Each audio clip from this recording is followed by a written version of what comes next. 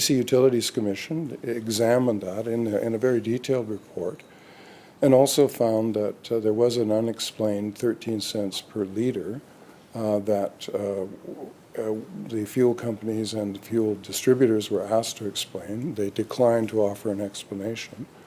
And so we instituted and put in place the Fuel Price Transparency Act. And what that act is attempted to do is to pull back and reveal the way in which gasoline and diesel are priced within the British Columbia market. We're obviously constrained because a provincial agency doesn't have international jurisdiction and can't look at external prices external to the province, but that's what we've done. And the effort there is to through close examination of pricing mechanisms, compiling a statistical basis for that, is to be able to set the stage for taking some action. I think what's happened is that the war in Ukraine has really totally disrupted the market and made some of the challenges here in British Columbia that much worse in terms of the price rising. But that's not something that the provincial government or any provincial government has control over. So we are sympathetic, I'm sympathetic to the rise in the price of gasoline and its impact upon those who drive for a living, those who have delivery businesses, ordinary people who want to take their kid to soccer. I'm well aware of all of that, and those are the people for whom we are concerned and seek to offer them remedies. Member. Thank you, Chair. And the Minister keeps going back to the war in Ukraine. We understand that. We understand it's putting that burden across the board, not just here in British Columbia, but across the globe. This is pretty standard for everyone. So it's not unique just to British Columbia. In the BCUC report, it identifies four main rationales or four different segments of what makes up the gas prices. There's crude prices, there's wholesale / distribution, which is refining, which is what the Minister touched on. Washington State gives us some refined fuels. Alberta gives us some refined fuels. We have refining capacity in British Columbia, with terminal in Prince George and one in Burnaby. We get all that stuff. Retail is the other factor, what is charged on the retail level. And then, of course, the fourth one, which I'm sure the Minister would want to get into a little bit deeper, because I'm prepared to do that, is taxation. That's the other thing. And that is the missing ingredient. Crude prices are flat across the board. It doesn't matter. From the BCUC report, crude prices that make up the price of gas, pretty much the same in Vancouver as it is in Fort St. John. Now, yes, Fort St. John will have a little bit lower retail or wholesale or distribution because they've got a quicker and closer access to Alberta refined fuels. Those on the Lower Mainland, of course, have a little bit higher on the wholesale side because they are closer in proximity to Washington State, where they get some refined fuels at a premium. So that I get all that stuff. Retail side, for the most part, is surprisingly, you get a little bit higher retail, perhaps in, just trying to think of my friend from Whistler, I guess in the Whistler area, might be a little higher because they don't pay the Lower Mainland transportation tax that the folks in the Lower Mainland do. So they might capitalize on that a little bit. Also on the retail side, it's the cost of property. So the gas station owner is in downtown Vancouver, pays a little bit higher for his property that his gas station sits on, so he has to create a little bit more of a markup. But actually, quite amazingly, on the retail side, according to the BCUC report, that's not a very significant part of the cost of gas. Folks in Fort St. John, at the retail level, it's almost nil. There's some competition there. But in the Lower Mainland, like I said, there's a few places that go up and down. But the taxation side, and the Minister talked about the 13 cents that it's missing from the BCUC report, unknown. The BCUC wasn't allowed to explore tax policy in their report, and that's the problem. So maybe the Minister wants to explain how taxation plays a part of us being the highest gas prices in North America.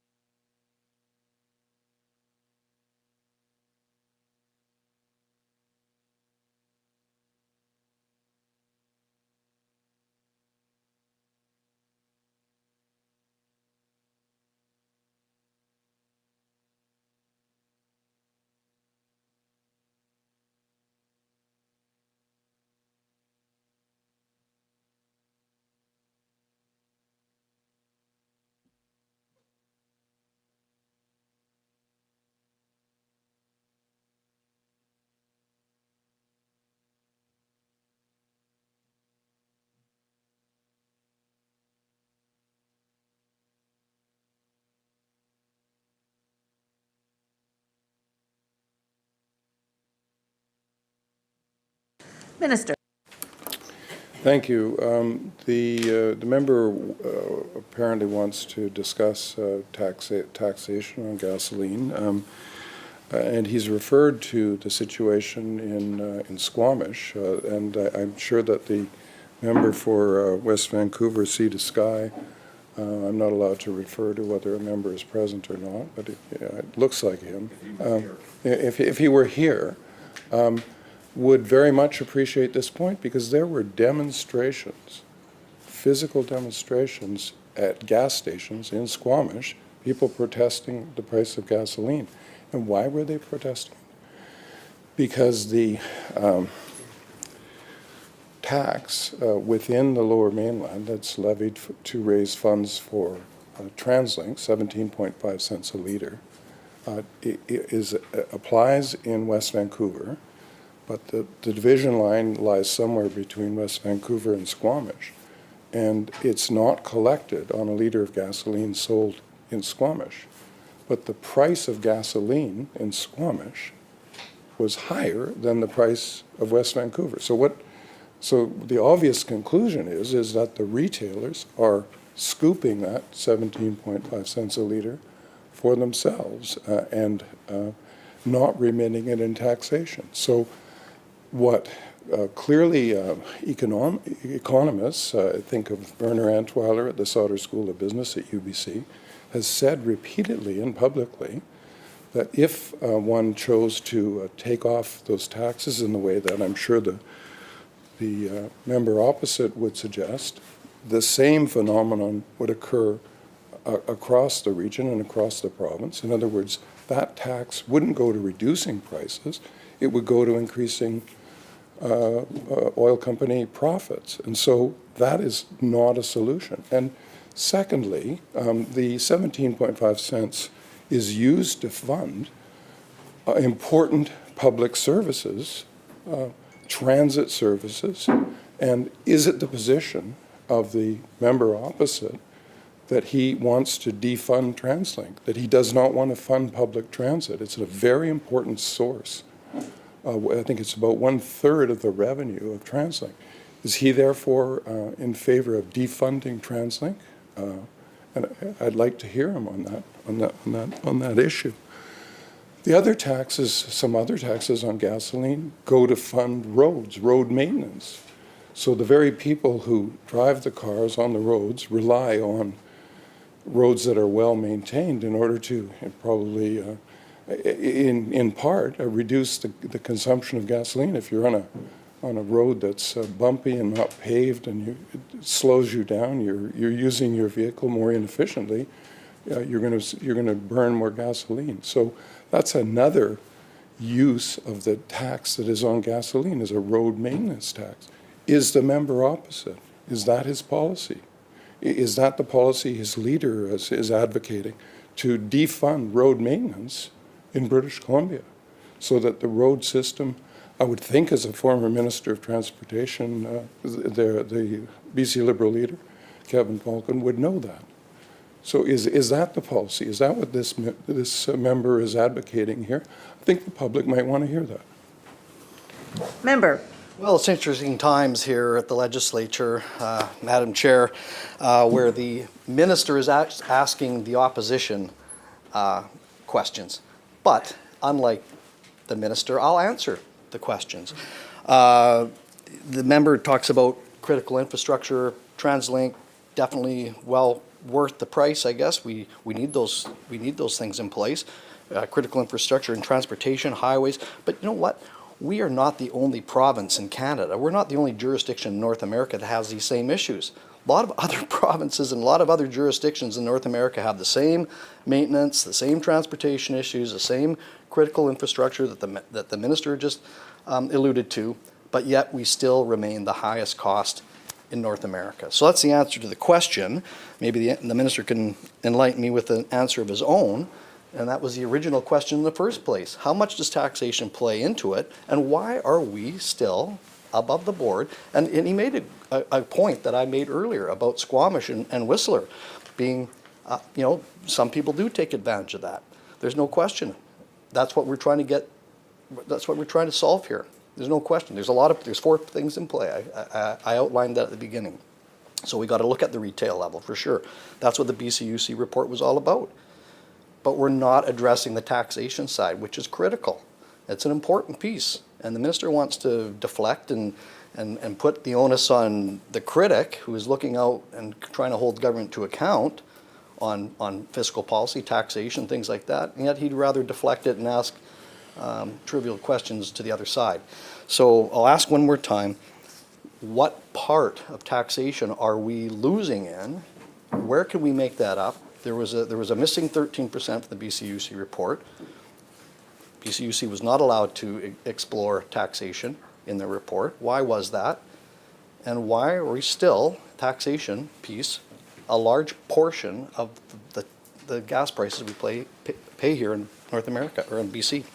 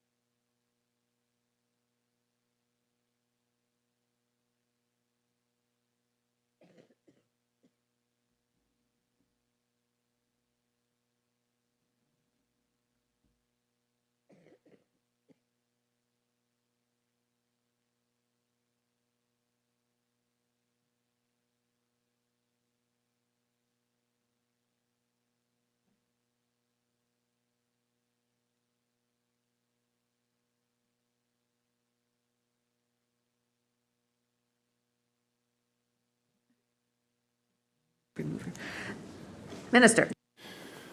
Thank you.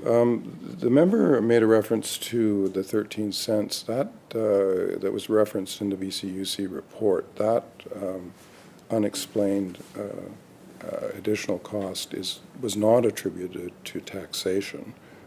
So I'm not sure that that was clear in the way that the member responded to that. And since he has acknowledged the reality in Squamish, where either at the retail level or the wholesale level, one or the other, the price is being advanced not by taxation, but by actions taken by either, as I said, at the retail level or at the wholesale level, and that extra 17.5 cents a litre, and in the case of Squamish, probably a little bit more, 18 or 19 cents above the price added to the price when there's no tax being collected there, I think is really a significant indication of what would happen if he's been very shy about saying it. What would result if the member's policy of abolishing those taxes was taken. So that's what would happen. That's what academic experts, Werner Antweiler, has said would happen, is that gap would be filled by oil companies or retailers simply scooping the difference for themselves. It would have no impact for the retail customer. So I think the member's basically admitted that, but doesn't want to face the consequences of making that admission, which is that it would the policy that he's proposing wouldn't have an impact on the retail price. Member. Thank you, Chair. Nobody on this side is saying we want to abolish all the taxes. What we're saying is we need a clear definition of what those taxes are. BCUC wasn't allowed to explore what that was in the report. We need to know, break down region to region what those taxations are, so that we can get to solving this issue. We're the highest in North America. We all have the same issues across the board, but somehow BC stands alone in being the highest gas prices anywhere. And the ministers has admitted there is an issue with retail sometimes taking advantages of things. The the Fuel Transparency Act was supposed to reveal that and solve it. The minister said he was going to take care of this. It was going to get solved. So I guess the next question to the minister, when is he going to solve the gas price issue?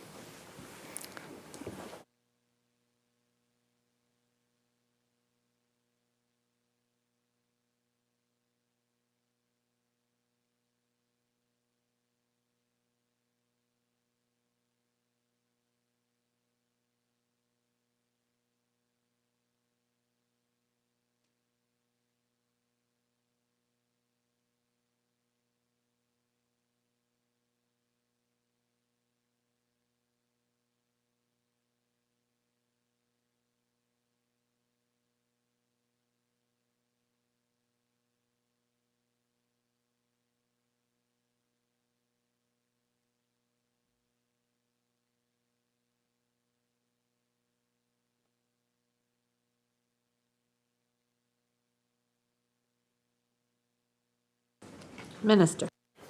Well, in our economy, government doesn't have the power to control market prices to the extent that the member seems to be wishing for. But let me just remind him of what his leader has said. That's Kevin Falcon. He said, he admitted there's no easy solution to address rising fuel prices. Quote, I don't want to pretend there's any magic solution to the fact fuel prices have doubled in the past 12 months. And he said that back in 2008. But on March 8th, 2022, he was asked by Michael Smith on the radio, when asked about this statement, he said, quote, yes, that is what I said, and it's true. So that's the direction he's got from his leader. Maybe we can hear his solution. Member. Well, thank you, Chair. Well, it wasn't myself that said I was going to take care of things, although given the chance, I'd love to have the opportunity to do that. If we're in government, definitely. But it was this minister that said he would take care of things. Fuel Transparency Act was going to right the wrong. It was going to shame those dastardly fuel sellers to come clean and to fix the gas price we have in British Columbia. We're 50 cents higher than Alberta right now. Our neighbors to the east of us are the cheapest in Canada. We're the most expensive. Refining, for sure. Need more capacity. Maybe the minister wants to say we need more refineries here in British Columbia. I'd be all game for that if he wants to set that up. Maybe that's what he's asking. And if the minister wants to do some quoting, let's do some quotes. When the premier was refusing to act on surging gas prices last month, or a month and 2 months ago now, he had suggestions for those who couldn't afford the price at the pump. He said, quote, "I think British Columbians understand that we have in our urban centre sophisticated public transit systems that are options if prices become too unaffordable in the short term." That's when prices were at about $2 a litre. So I don't know how out of touch that comment is. Not everybody in British Columbia has access to sophisticated public transit systems. So maybe the minister wants to answer, how does this speak to the rest of the 95% of British Columbians, or 95% of the land area of British Columbians that don't have any access to sophisticated public transit systems, or even those in the Lower Mainland that don't have access to the sophisticated systems that are in their area. You either have to take a cab or whatever. So does the minister agree with the Premier's statement?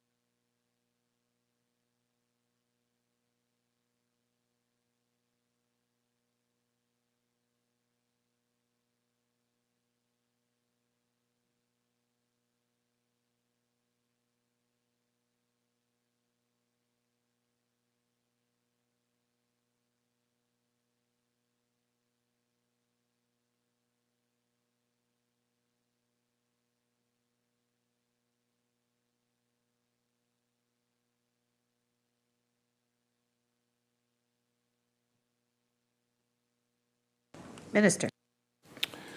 Thank you. I think the member has said that of 95% of the land area of British Columbia, there are no transit systems. And in fact, BC Transit has 88 transit systems in 130 communities.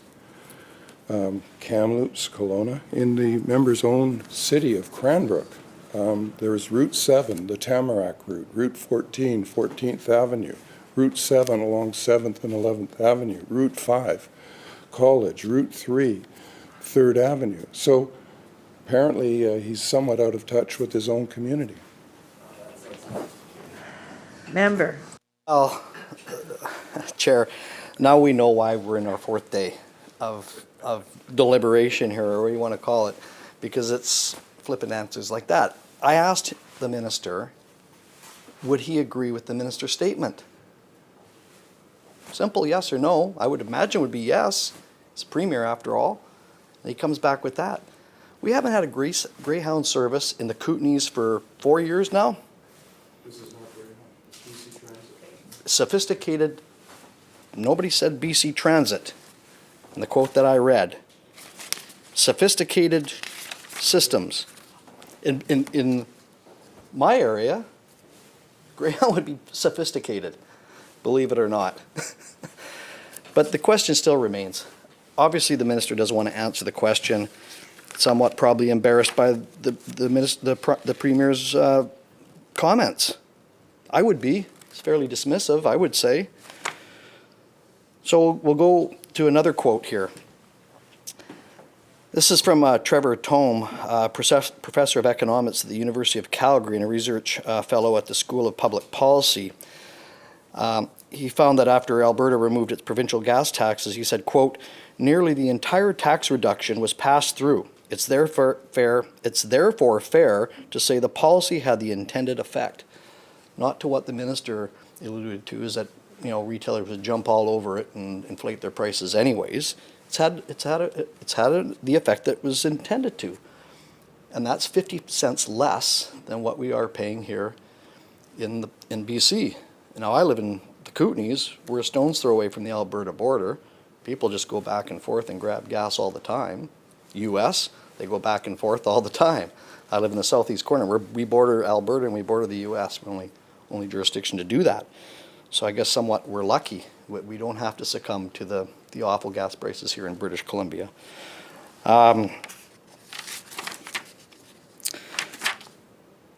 So I guess that's a question. Instead of this one-time rebate that was given, $110, and I believe it was given to anybody that was insured in February of this year. Anybody that had an ICBC policy would have been given this $110 rebate, I believe, for residential users, and $165, I think it was, for commercial drivers. Wouldn't it have been more fair to give it to, and that probably includes electric vehicle owners. Now we're promoting electric vehicles. Guess what? Those guys got a big cash giveaway. The electric vehicle owners got $110 for not using the fuel. The person that maybe goes to market once a week to get groceries, they got $110. Meanwhile, the salesperson, and the minister even said it, salespeople, people in the transportation industry have been hit hard by the gas prices. Those folks, the salesperson that travels 4, 5, 6 times a week, he's using a lot of fuel, and he's going out of business pretty quick because he can't make those calls anymore. He can't go out and see his clients because it's costing him $200 on return trips. In the Kootenays, a 4-hour, 5-hour trip is nothing. My riding's about 3.5 hours from one point to the other, 4 hours sometimes, depends on the weather. I know, and I'm actually a fairly moderate one. Some of the ones up in the Peace, probably like 7 or 8 or 9 or 10 hours. So maybe that would be a fair way to do it, is what Alberta's done. Maybe the minister wants to comment on that. And at the same time, maybe he can tell us how the $110 was came about in the first place. Where did that come from?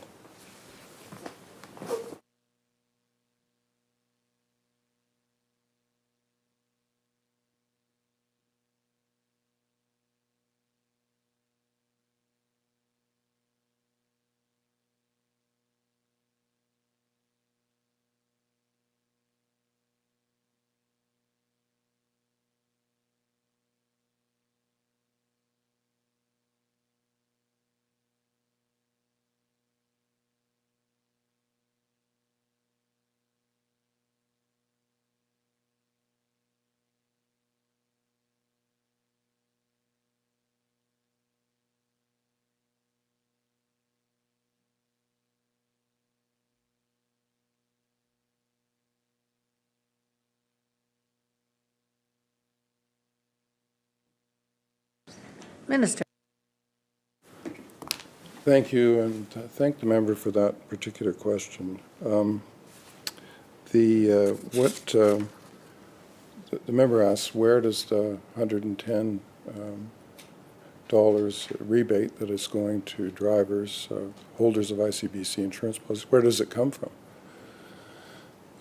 Well, let me tell them. When we took over in 2017, ICBC, under the leadership of the now opposition House Leader, was hemorrhaging money, was losing in some years $1 billion a year. Through effective management and program redesign, ICBC is now profitable, very profitable. And because it's been profitable, the government has been able to give not one, not two rebates, separate from this one, back to policyholders. And in addition, the price of insurance has gone down, something that I think would be welcome, and I'm sure that the members' constituents in East Kootenay welcome that reduction in the automobile insurance premiums bought from ICBC. This premium, this rebate is there, the ability to do that, to give that $400 million back to policyholders, comes as a result of the good management, the program redesign, the turning around of the incompetence of the previous government. Member. Thanks, Chair. And of course, I asked two questions, but Minister decided to answer one. The other one was, why don't we follow the same tax policy that Alberta did? Seemed to be fair across the board, to remove the provincial sales tax temporarily while we're in this crunch. And it served well those folks. They've been into it for over a month now. And those people would be seeing relief at this point. The $110 was gone weeks ago on the first tank of gas they used. So two different stories here. The minister doesn't want to respond to that. That's fine. He talked about where the money came from. He talked about ICBC. I don't want to get in big discussions about ICBC and the energy and mines and low carbon innovation debates, but I mean, you know, COVID, save for what you will, the minister will use it to assist himself on all the hardships that the industry has faced and all that stuff, which they have, but it also helped ICBC become more profitable because there's less usage in cars. People can't drive around because they can't afford to fill up their tanks anymore. Also, you pay less for less coverage. I guess I'm just going to say that. So that's all I want to say about ICBC. But what the minister did say was that this has nothing to do with gas prices at all then, this $110. This is an ICBC rebate, essentially, dressed up as a relief for gas. You're suffering at the pumps, we're going to pay you for gas relief. No, it had something to do with the surplus that ICBC had to premium holder, to insurance holders. So it had nothing to do with the cost of gas. But that's how they dressed it up. And that's wrong. It's not responsible government, that's for sure. As a matter of fact, there's, you know, BCUC is an independent regulator, but I got two orders in council right here that show, one, an order of council to apply to the BCUC for the $110 rebate, and the second one is an OIC that ordered BCUC to approve the rebate in 10 days, and these orders in council are on the same day. So here's independent regulator getting direction from order in council. I'm not sure if that's how the government wants to do it, and I know what the response is going to be for sure. I mean, that happens across the board for sure. But this is something that was given to the people of British Columbia as gas relief at the pump, but it was no more than just an ICBC transfer dressed up as something else. I'm going to go into, so first question, would the minister confirm that? This is just an ICBC rebate. I think he's already said that, but I'll just confirm it. And the last question I'll have is about the Greenhouse Gas Reduction Renewable and Low Carbon Fuel Act. It was brought in by the BC Liberals, I believe, in 2008 or 2005. I can't really remember. I don't think I have the act here. I might. However, Given the changing environment since 2008, when it was 2008, I got it right there. We in BC have been hit with lots of different changing of environment. COVID pandemic, labor shortage, supply chain issues. The Act essentially directs fuel suppliers from outside the province to drop their fuel load at distribution centres in the province in order to reduce greenhouse gas emissions for numerous supply trucks going across the province. So it was an act to bring transportation routes to a distribution center to reduce greenhouse gas emissions. It's an honest and good act, I think, in the long run. However, my riding in Kootenay East and regions of the Peace have a more direct route to Alberta, and therefore a fuel load going from Calgary or from Edmonton down up Highway 1 through the Rogers Pass into Kamloops, and then a fuel truck going from Kamloops down Highway 1 through the Rogers Pass again back into the Kootenays doesn't make a lot of sense if you want to save greenhouse gas emissions. Now, these folks are facing a 25-cent fee per liter if they don't get their supply from the distribution center. They can't no longer go direct. So what this does, because the supply chain issues are so difficult, that they get the fuel, they can only get it not as regular as they want to because of supply chain issues, and these small mom and pop shops, these small gas stations and card locks, are essentially rationing their fuel. I had a letter today from a guy that's doing just that, and he's basically going out of business because the larger gas stations and card locks can save they got larger reservoirs to put the fuel into for the next time the supply truck comes through. So it may be an anomaly. I don't know if it's on the minister's radar at all, but what we're asking today is an exemption in certain zones in British Columbia, or maybe a reprieve from the fee in its entirety across the board for, until we're out of this fuel crunch. I think that would be responsible. I think it'd be an honest thing to do, to recognize if the minister is concerned about fuel prices. This would be one way to kind of address it, and maybe exempt those regions in the Peace and the Kootenays, or the whole fee in itself would be appreciated. And I just wanted to hear the minister's comments on that.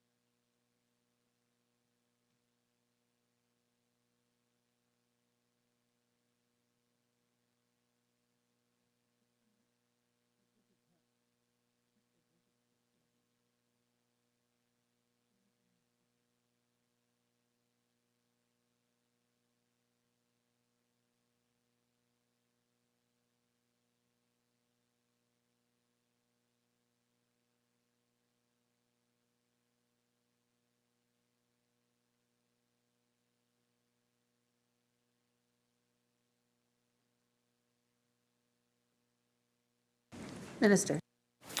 Thank you. The members raised a question that relates to the low carbon fuel standard and its application in certain regions of the province. What the team here has asked is that there be an opportunity. I will not be able to provide a detailed answer at this time. An opportunity to analyze that and get back in writing. With a more detailed answer.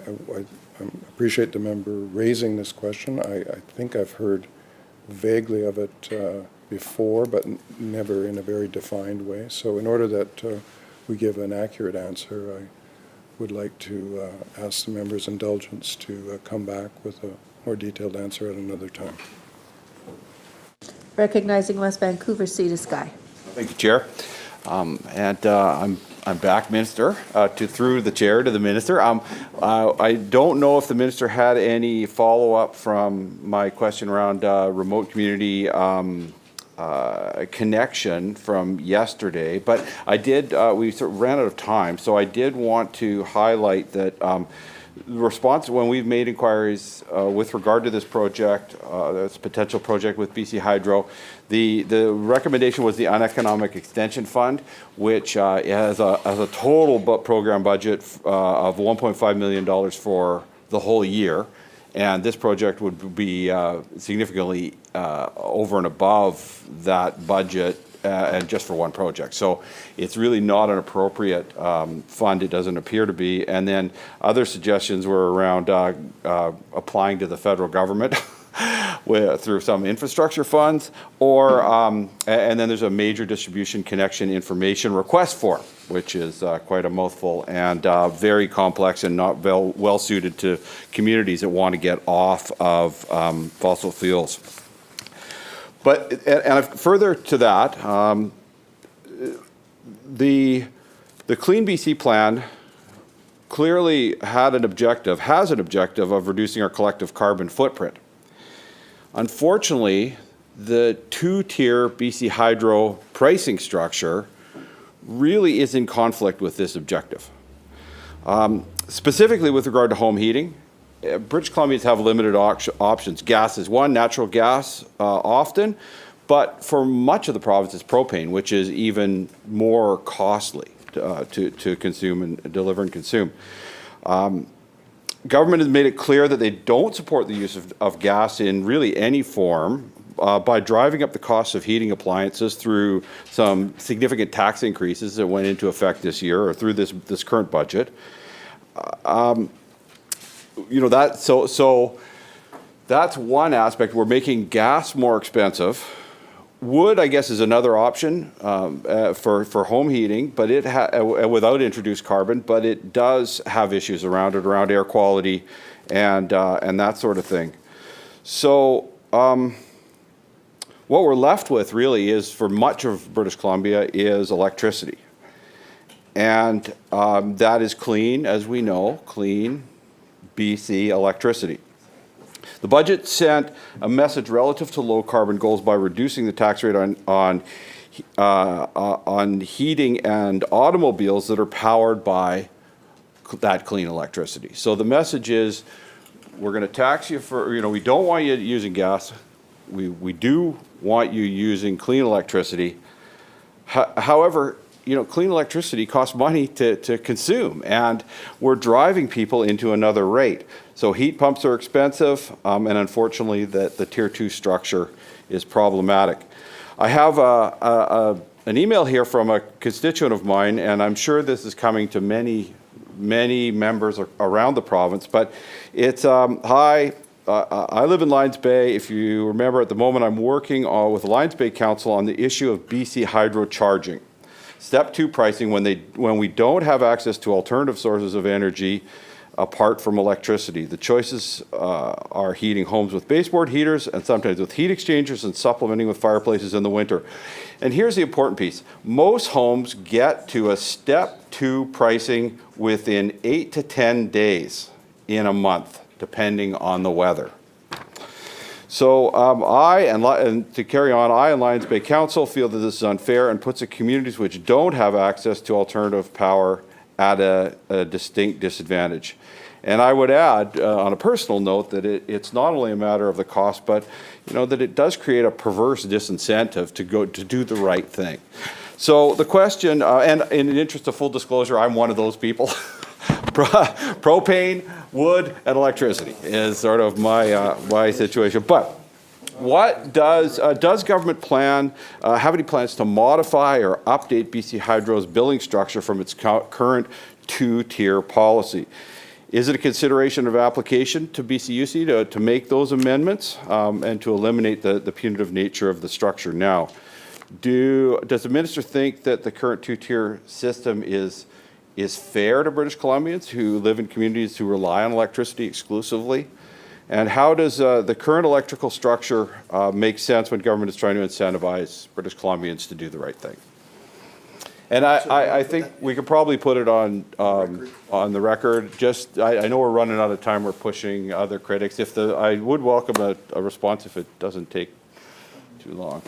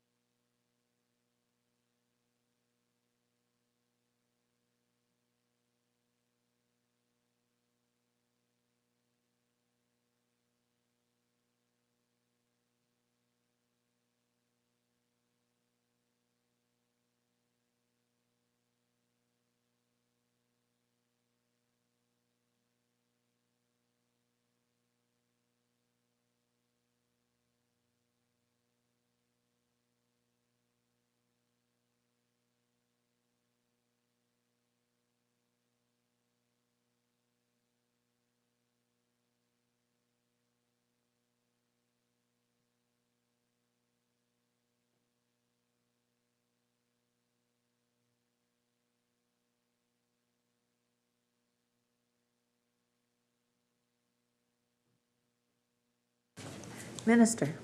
Thank you. I'm going to deal first with the Lillooet Lake Estates question. As the member knows, I responded to him on January 6, 2022 in a letter, but perhaps I can just add to that, because the recommendation in the letter was that the Lillooet Lake Estates leadership or people engage with BC Hydro, and so that is taking place. And they've asked, I think what I'm told is Hydro has asked the Lillooet Estates Residents Committee to make an application for connection. Hydro is looking forward to receiving a submission or a response, and will be able to determine the available options after the team receives and reviews the submission. Hydro is working with the community to explore funding options that may be available to provide some financial assistance to connect the community to BC Hydro's distribution system. The customer will be responsible for the cost of connecting to the grid, and BC Hydro will apply cost allocation in accordance with the electric tariff. So the extent of the cost the customer is responsible for will depend on the scope of work and size of demand. So the important first step is to submit an application, and I'm sure that that's something that the member has conveyed to his constituents. On the other question that the member raises, this is a significant question, and I would say that generally I agree with the premise of the member's questions. what the technical term for the rate, that the two-step rate is, they call it the residential inclining block. I don't know why it has to be so complicated, but the RIB rate, that took place in October, came into effect on October 1st, 2008. And the effect is, as the member suggests, it disinclines people from, and has some effects upon consumption and prices that, or bills that people pay that are contrary to the electrification goals of the utility. So all of that is being considered. It's understood within BC Hydro. There's a process where any change in the rate structure has to go before the Utilities Commission. But I thank the member for raising that, and I just wanted to convey a sense that these issues are being considered. Member. Thank you, Chair. So I just want to wrap up. I want to thank the minister. I want to thank the staff. I want to thank Mr. Millar and all the other great folks that the minister has behind him. It's an amazing industry. I didn't want it to go quite this long, but there's a lot more questions. And if I could just put on the record, if the minister would afford maybe 15 minutes with a constituent, it's Placer Minor. He's going to be in the area on Thursday. I don't know if that's possible with one of his staff. His mining staff can actually hear him out, or the minister can make 15 minutes of his time. That'd be great. I can provide the contact information and all that stuff if there's any interest there. Also, the Mining Job Task Force completion list. I'd still appreciate to get that. Still haven't got that one yet. And a question from last year on hydro. When was the minister first aware of the Peter Mill Burns interim report? That should have come out probably in August of 2020. Still haven't received that as well, unless I missed it somewhere, and I'd appreciate that as the minister promised. Other than that, thank you to all the staff, and thank you, Chair, for hosting.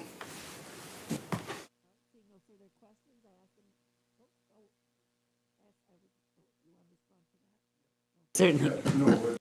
Respond to the member's request that I or as ministerial staff meet with a constituent, the Placer Minor. Certainly, we will definitely do that for sure. Appreciate the opportunity to respond to the member's questions, and we'll follow up in the way that we've suggested here on the record. So, and I want to thank all the staff who've provided me with good advice.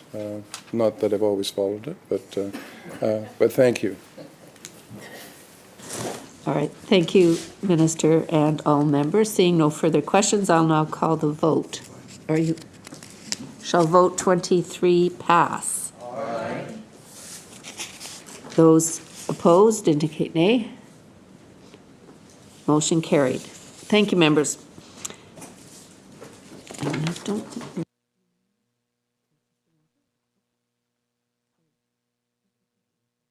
I'm just going to yeah.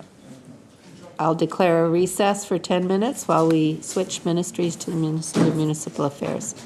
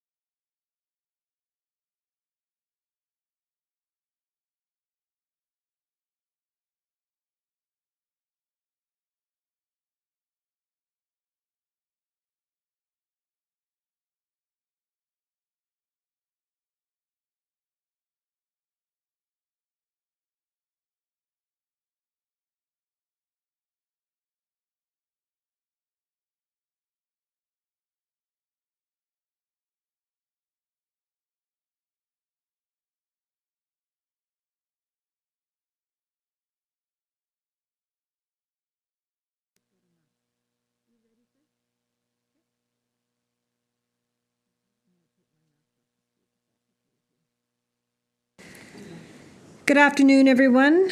I call the Committee of Supply Section A back to order. We're meeting today to consider the budget estimates of the Ministry of Municipal Affairs. I now recognize the Minister to move the vote, please. Thank you, Madam Chair. I move vote number 40, resolved that a sum not exceeding $247,545,000 be granted to Her Majesty to defray the expenses of the Ministry of Municipal Affairs, Ministry operations to March 31st, 2023.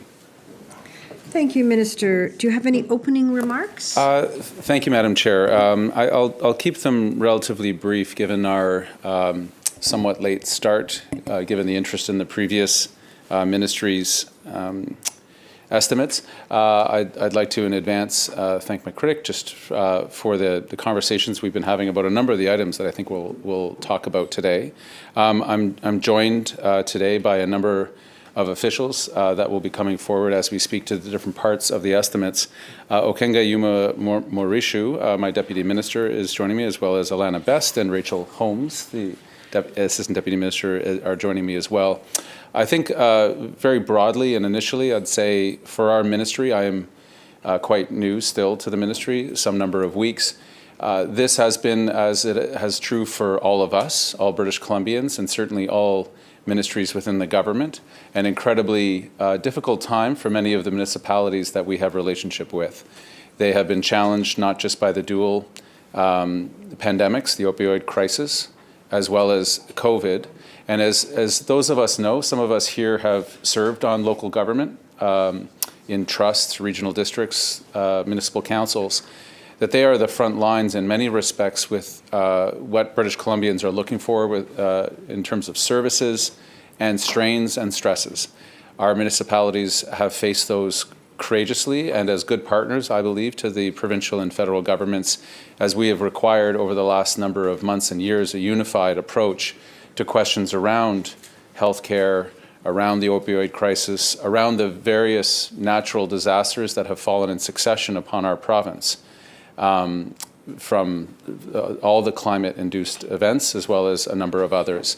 So I have been in the last number of weeks been able to be on the road quite a bit, which is a great advantage in terms of those relationships and conversations, and meeting mayors and councils, regional district chairs in their places, in their homes, and being able to see the challenges when it comes to infrastructure, when it comes to service delivery, when it comes to the fact that we are just a very popular place to come to and live right now. British Columbia received more than 100,000 people just in the last year, which I believe is one of the highest immigration numbers our province has seen since the early 60s.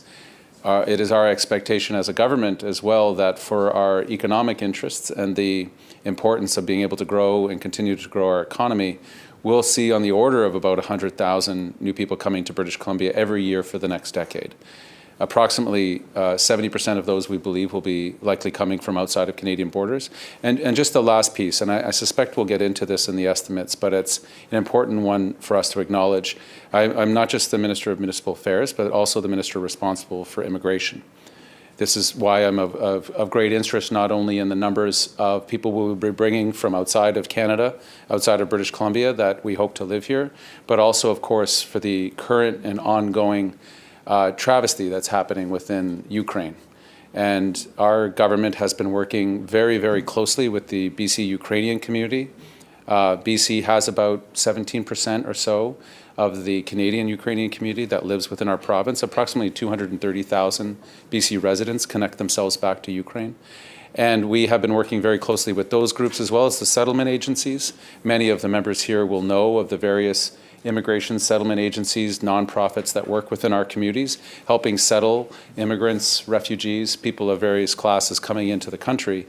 This has been they are operating, those settlement agencies, they tell us, at about 150% capacity right now, before the war in Europe started. They have been incredibly courageous in meeting with us and meeting the expectations of the new programs that the federal government has opened, 2 new streams, essentially to fast track those fleeing war in Europe, those fleeing war in their country. I don't have the very most current figures, but well over 4 million Ukrainians have been displaced out of Ukraine, another 6 million plus within the country. Canada has opened up 2 streams. We're approximately 170,000 people have applied for entry into Canada under these streams, and a little north of 56,000, I believe, have so far been granted permission. We are beginning to see, of course, people arrive within British Columbia, and we will do everything we can to make them welcome. Our government's done a number of things that we can talk about later. We face a number of challenges, of course, as you would know, Chair and colleagues as well, being in such a housing crunch we are in right now and meeting the services of all the British Columbians who are here now. That being said, the generosity of British Columbians, churches, faith groups, local organizations, individuals, in reaching out to us and our partners in the United Way who are helping us coordinate these efforts has been redeeming, nourishing, rewarding, all of the positive things that we can think about, because when we see what we see on the news, when we hear the stories and know people are fleeing a war that was put upon them by Putin, the generosity and the interest of British Columbians to step up and do our part as global citizens is quite encouraging and a huge benefit to me personally. I'll leave it at that, Madam Chair. I know my friend might have some opening comments as well, but this is my first estimates process. I've been looking forward to it. We've been in a holding pattern for a couple days right now and waiting and eager to get in and have the conversation about the requested funds that we seek as a government to enable, which I see is what our ministry does, to enable our municipal partners to do the incredibly important work they do on all our behalfs, to make life better here in British Columbia, to make our communities more livable and prosperous in the fullest sense of the word. So with that, I'll stand aside and allow my friend to make some comments and look forward to our conversation today. Thank you, Minister. I now recognize the member from Penticton. Thank you, Madam Chair, and through yourself to the Minister and to the ministerial staff. Thank you for being here today. Greatly appreciated. Madam Chair, again, my questions will be probably a little bit to the point and direct, and I would just ask the Minister if we could just combine to the point. And I do have some questions that I probably am not going to be able to get through today. So again, through yourself, Madam Chair, I'd ask the Minister if the opportunity will present itself to forward those questions to the Ministry and or speak to the Ministry staff after to get answers to them at everybody's convenience. So Minister, congratulations on your appointment. Again, I look forward to working with you, but I also would like to say thank you for the open dialogue that we have both had up to this point in time, and I hope that carries on into the future. So to start off with, can the Minister walk us through what has been accomplished in the last year, not only during his tenure, but also the former Minister's tenure since the last estimates?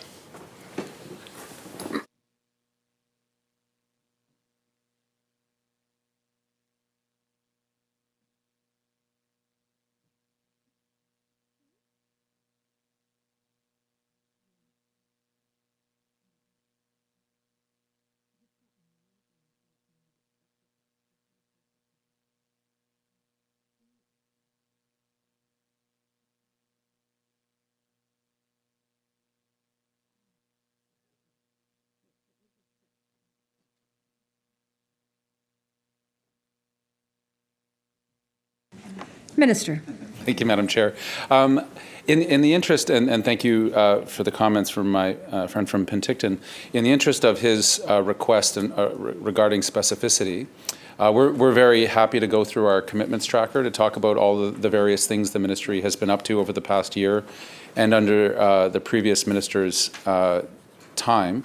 But I'm wondering if there's any particular areas in which he would be more focused in. I'm very happy we can walk through the commitments tracker. It's pretty broad, and it would also be at quite the surface level without giving an hour-long response, because the ministry has been, as he knows, quite busy. So if he'd like to provide us some of that specificity, then we'd be happy to engage. If he would like something much more broad, also happy to give that as well. Member. Thanks, Madam Chair, and through yourself, and thanks to the Minister. And I was remiss in not also re-echoing the Minister's comments about the atrocities that are taking place elsewhere in the world. And BC's always, and Canada's always welcome arms, open arms, to take those that are less fortunate and hopefully create a new and important life for themselves. Minister, just a Coles notes, if you don't mind, of just some of the accomplishments of the ministry over the last year.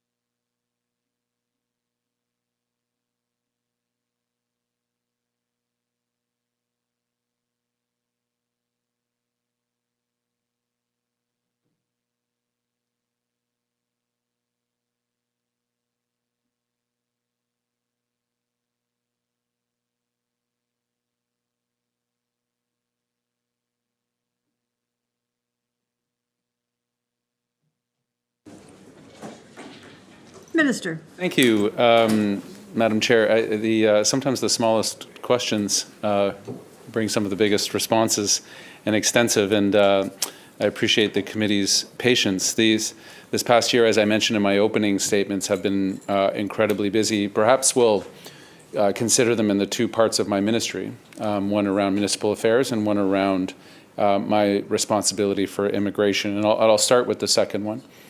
We were able to bring significant supports to agencies that were assisting the government in settling Afghan refugees. As many committee members will know, our country has significant obligations that we have made. British Columbia has taken our share of that obligation. There is also a significant backlog of people processing through the federal system, but we were able to allocate an extra $2 million to those settlement groups for the settling of Afghan refugees here in British Columbia. Every refugee experience in Canada and British Columbia is, of course, unique to the origins of those refugees. Every group presents different challenges and different profiles of the community members who come.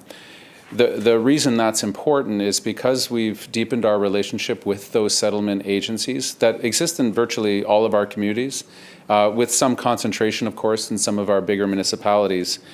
We built on that, and we were fortunate for that relationship to then extend into our preparation and readiness for Ukrainian refugees, which, of course, even 7 months ago, I don't think anyone was predicting that Russia would invade Ukraine. It felt like not really a possibility, at least to many international observers.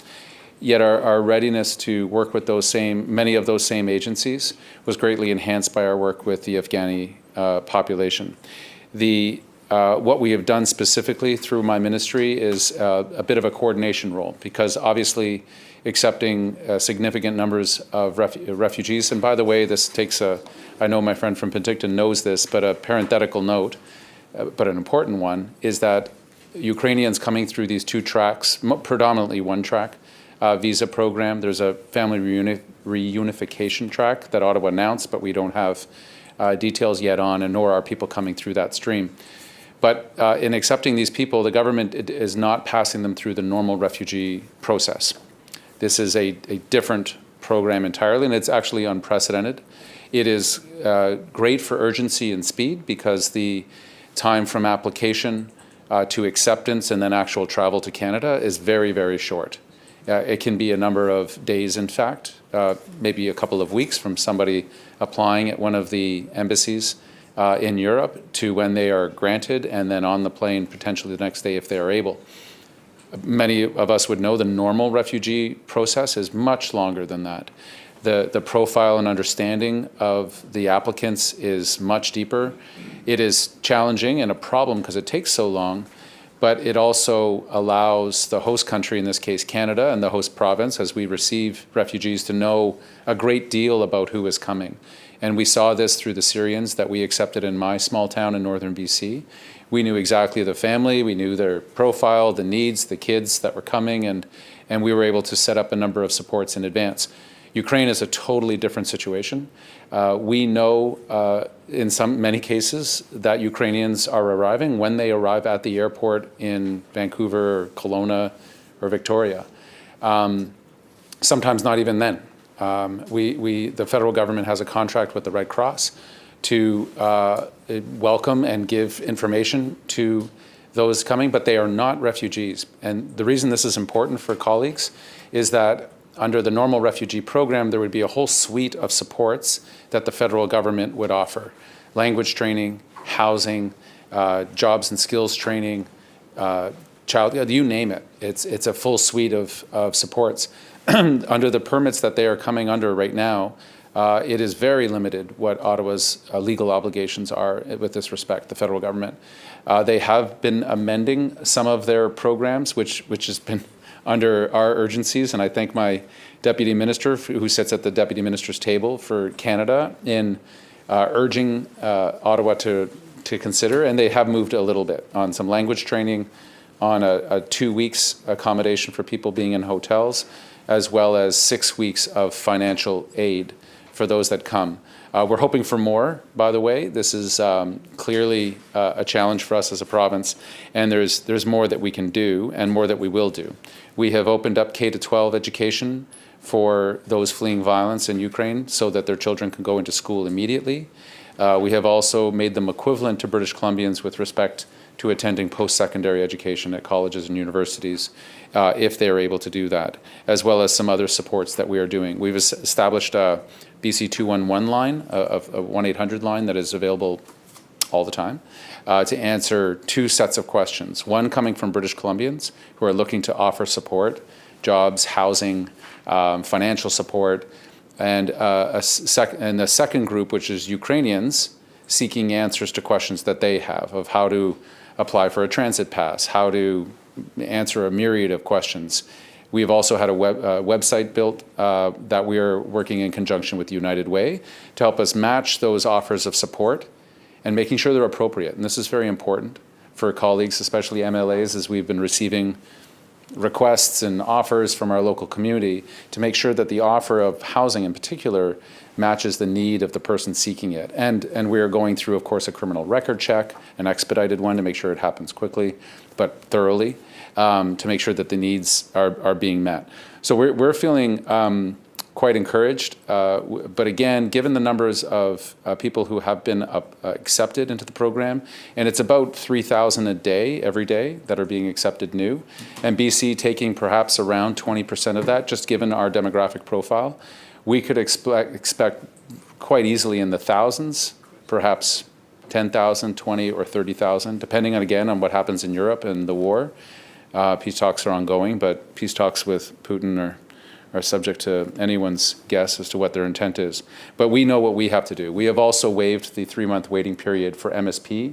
Normally somebody coming through this program and coming into BC would have to wait 90 days once they've applied. So as people apply for their medical services program to be able to get a healthcare card, we have also said you immediately can attend a doctor, or you can attend to hospital if you are in need of medical advice.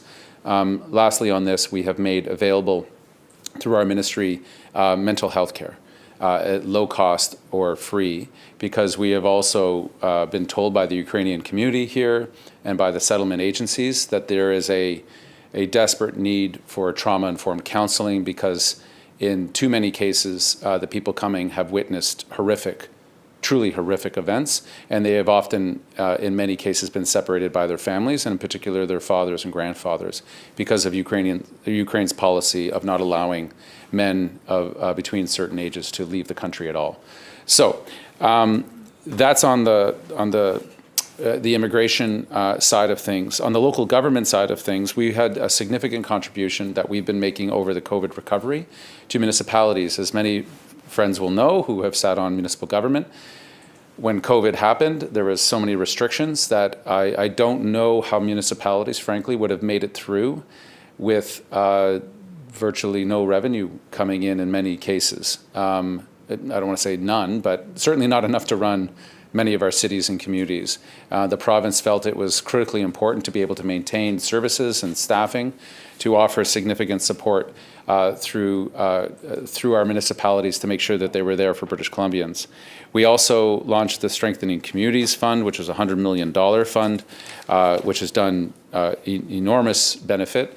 And recently we've been through our rounds of the Canada Infrastructure Fund, which ICIP as it's commonly known, and that has been in the hundreds of millions. That has been an incredibly significant fund that has helped out municipalities and various agencies within all of our communities to great effect. And the reports back from municipal leaders is that that fund has been absolutely essential in trying to wrestle down the infrastructure deficit, as is how we refer to it in local governance, that is of significance in our communities. Depending on the age of the community and when the infrastructure was put in, we are seeing communities of fairly small size in some cases, 10, 15,000 people, with a $100 million, $150 million infrastructure deficit.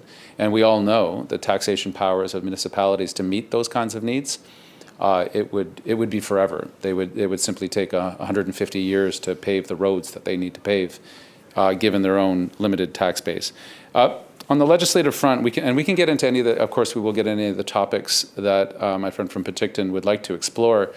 We also know that on the creation of housing, this has been a much talked about topic for good reason. The dramatically escalating cost of housing in our province, whether it be from foreign buyers, speculation, just the labor market constraints, or the slow pace in some of our communities of permitting new housing.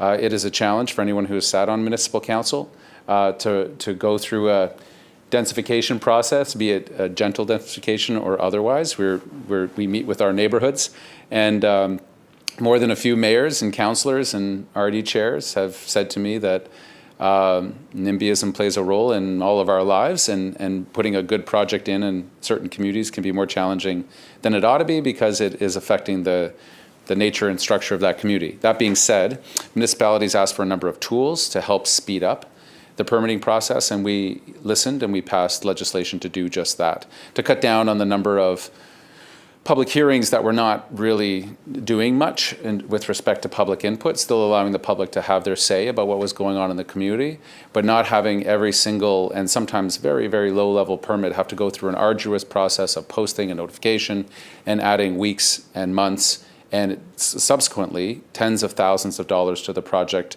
proponents who are trying to build something. Lastly, and I'll stop here, although there's more that we could talk about, we were very encouraged to recently get out $53.6 million for flood recovery. This is critical money to communities like Princeton, Merritt, Abbotsford, and others that were subject to the atmospheric river that we all saw come through our province in late November of last year. Communities were deeply, deeply affected, not just on having to evacuate so many of their residents, as colleagues know, but on the effects that it's had on core infrastructure in their communities. As entire systems, road systems, sewer systems were exposed or washed away. Getting this money into those communities, I know answers not everything, but certainly a significant part of the next stage in their recovery. We will be looking with great interest as communities come forward, as Abbotsford is now currently considering what to do about things like the diking system, which, as colleagues will know if they've been reading the papers, run into the hundreds of millions and billions of dollars before you even get started. So that's a very broad scope. We've also got some improvements on densification and the development approval process. But I think for now, just to give my colleagues some highlights, but I'm happy to share more with them as we get into further discussions around this. Thank you, Minister. Member. Sure. Thank you, Minister. Thank you very much. I'm sure your experience on the federal side will be a big benefit to the province, especially on the refugee side that's coming in. Minister, could you just walk us through the budget changes from last year, and as a result of the budget being cut, what specific programs will be affected from those cuts, and that's on the municipal side?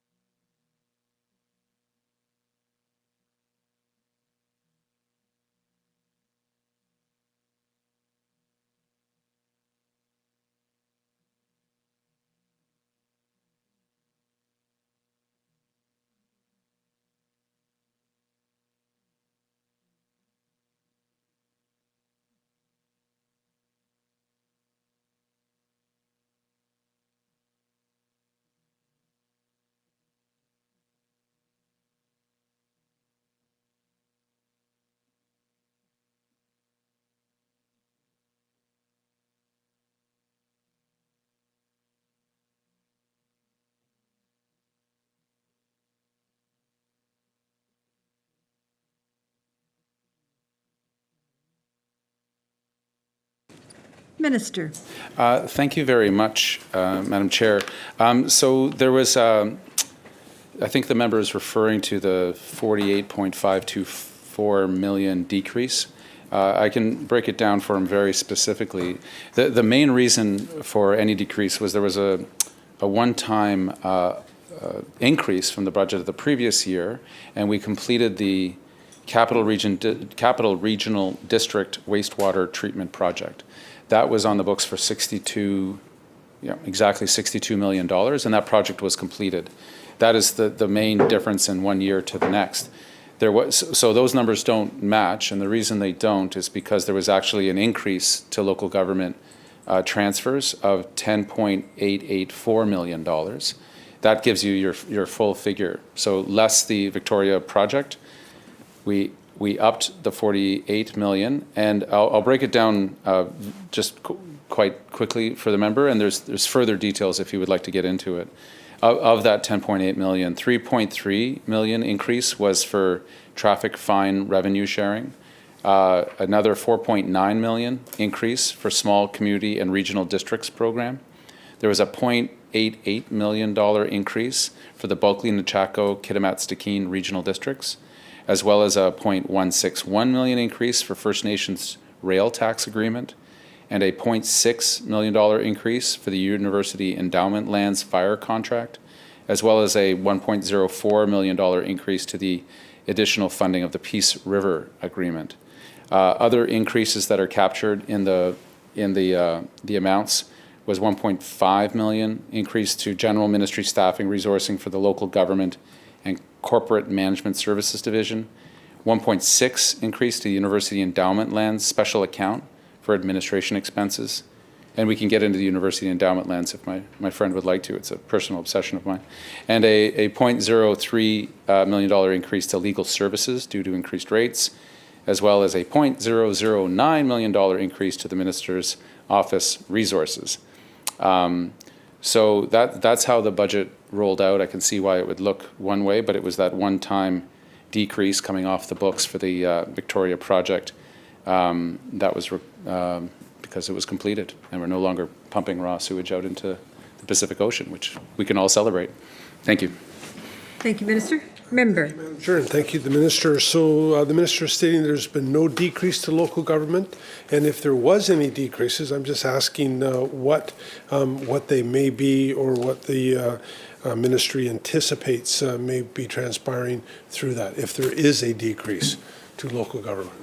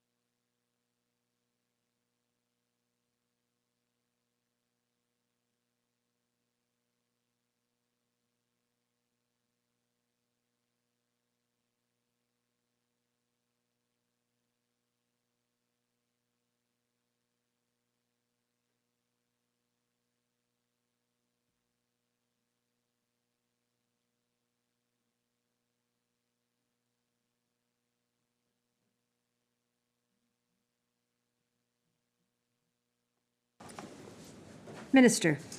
Thank you.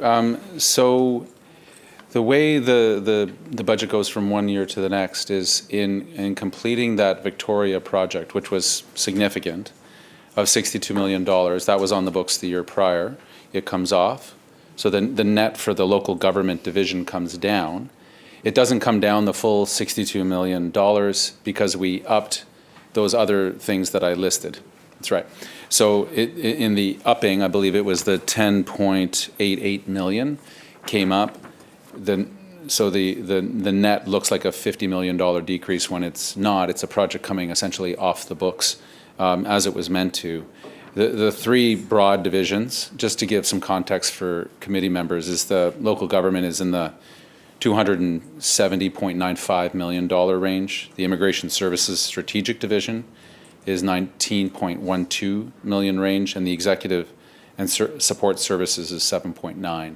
So those are the broad categories that we work on. I know it can, sometimes a decrease is a decrease, and sometimes it's because something has come off the books of some significance. But we've actually, on all of those items, and I can itemize them for committee members if you wish again, but I don't think I need to. All of those were increases back to municipalities, some for very specific things, by specific, I mean to specific regions, like the Bulkley and Chaco, Kitimat, Stikine, RD, got a specific amount of money that they were requesting. Others are more broad, like the 3.3 million going on traffic fines back to municipalities. Thank you, Minister. Member? Thank you, Madam Chair, and through yourself to the Minister. Thank you. Minister, and just looking at the Minister's Executive and Support Services budget increased by about $314,000. Priorities, is that wages? Is that additional staff? Maybe if the Minister could just give me a quick overview on it.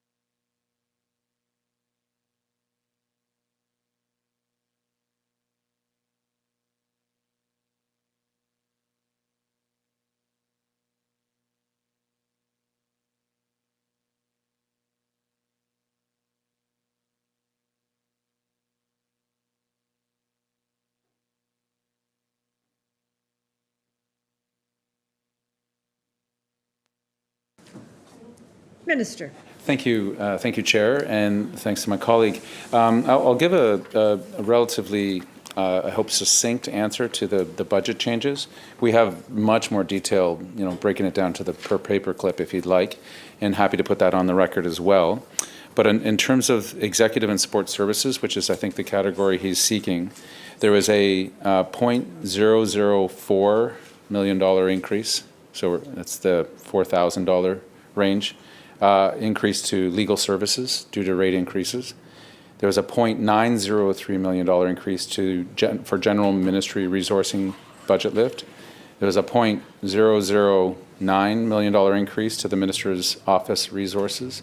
And there was a $0.602 decrease due to the dissolution of the Auditor General for Local Government. I was just asking about the accounting practice of putting it into this, and it seems like we can get into that too if you would like, but just for accounting purposes, that's how it was handled. And happy to get into more detail if you would like.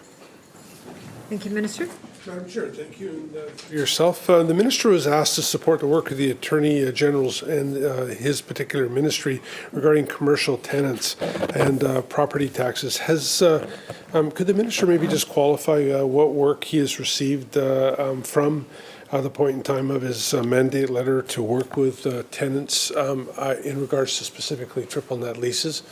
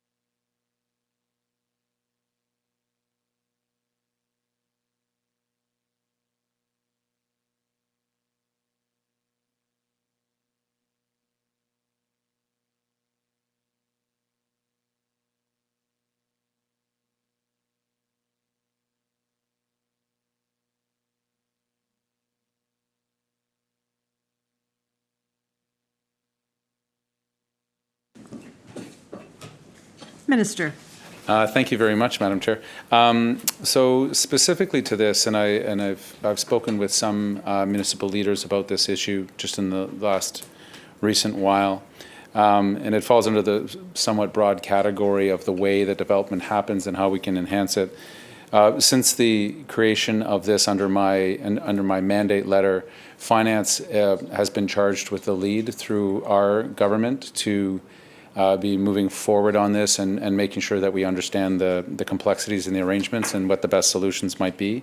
I will try to avoid as best as I can passing on to colleagues things that fall fully under my jurisdiction, but this one it would be best placed to the Finance Minister for an update on her work, and we support it through the information coming through municipalities. Member. Madam Chair, thank you. Madam Chair, through yourself to the Minister, thank you for that. It's just our ministry staff, your ministry staff specifically, being kept abreast of what finance is doing, and is there any time frame that has been proposed at this point in time for some form of help coming forward by both ministries?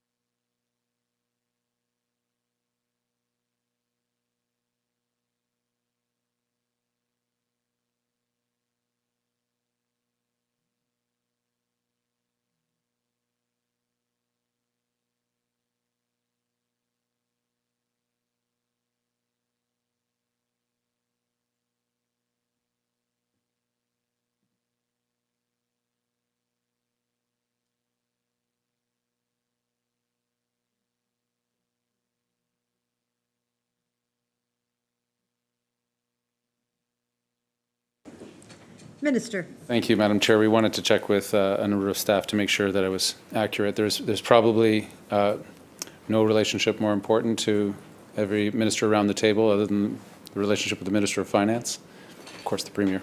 But in respect of that relationship, I will defer back, just in terms of the pacing and timing. Mostly what we are able to do and support the Ministry of Finance and the AG's office, who's also responsible for housing, is bringing forward as much as we can which municipalities are more concerned with this. Some are less, frankly. Some are very, very concerned. Some it just doesn't apply. And what are the characteristics of those municipalities and what could potential changes mean? We're in this the exchange place, but not driving the bus on this thing. Member. Madam Chair, through yourself, thanks to the minister, but again, ourselves coming from communities, we all know the importance, and I would just ask that the minister and ministerial staff keep an eye on this, because there are, and by everybody working together, we should be able to help this problem, not probably alleviate it, but help it. So if we could keep a quick eye on it, it'd be greatly appreciated. The Ombudsman issued a report, and with all due fairness to the minister, it was not during his tenure. It was called A Bid for Fairness. So the ministry subsequently accepted the recommendations, and I'm just asking, number one, is the minister familiar with the report? Have the recommendations, or are the recommendations going to be implemented? And how are these recommendations going to be implemented?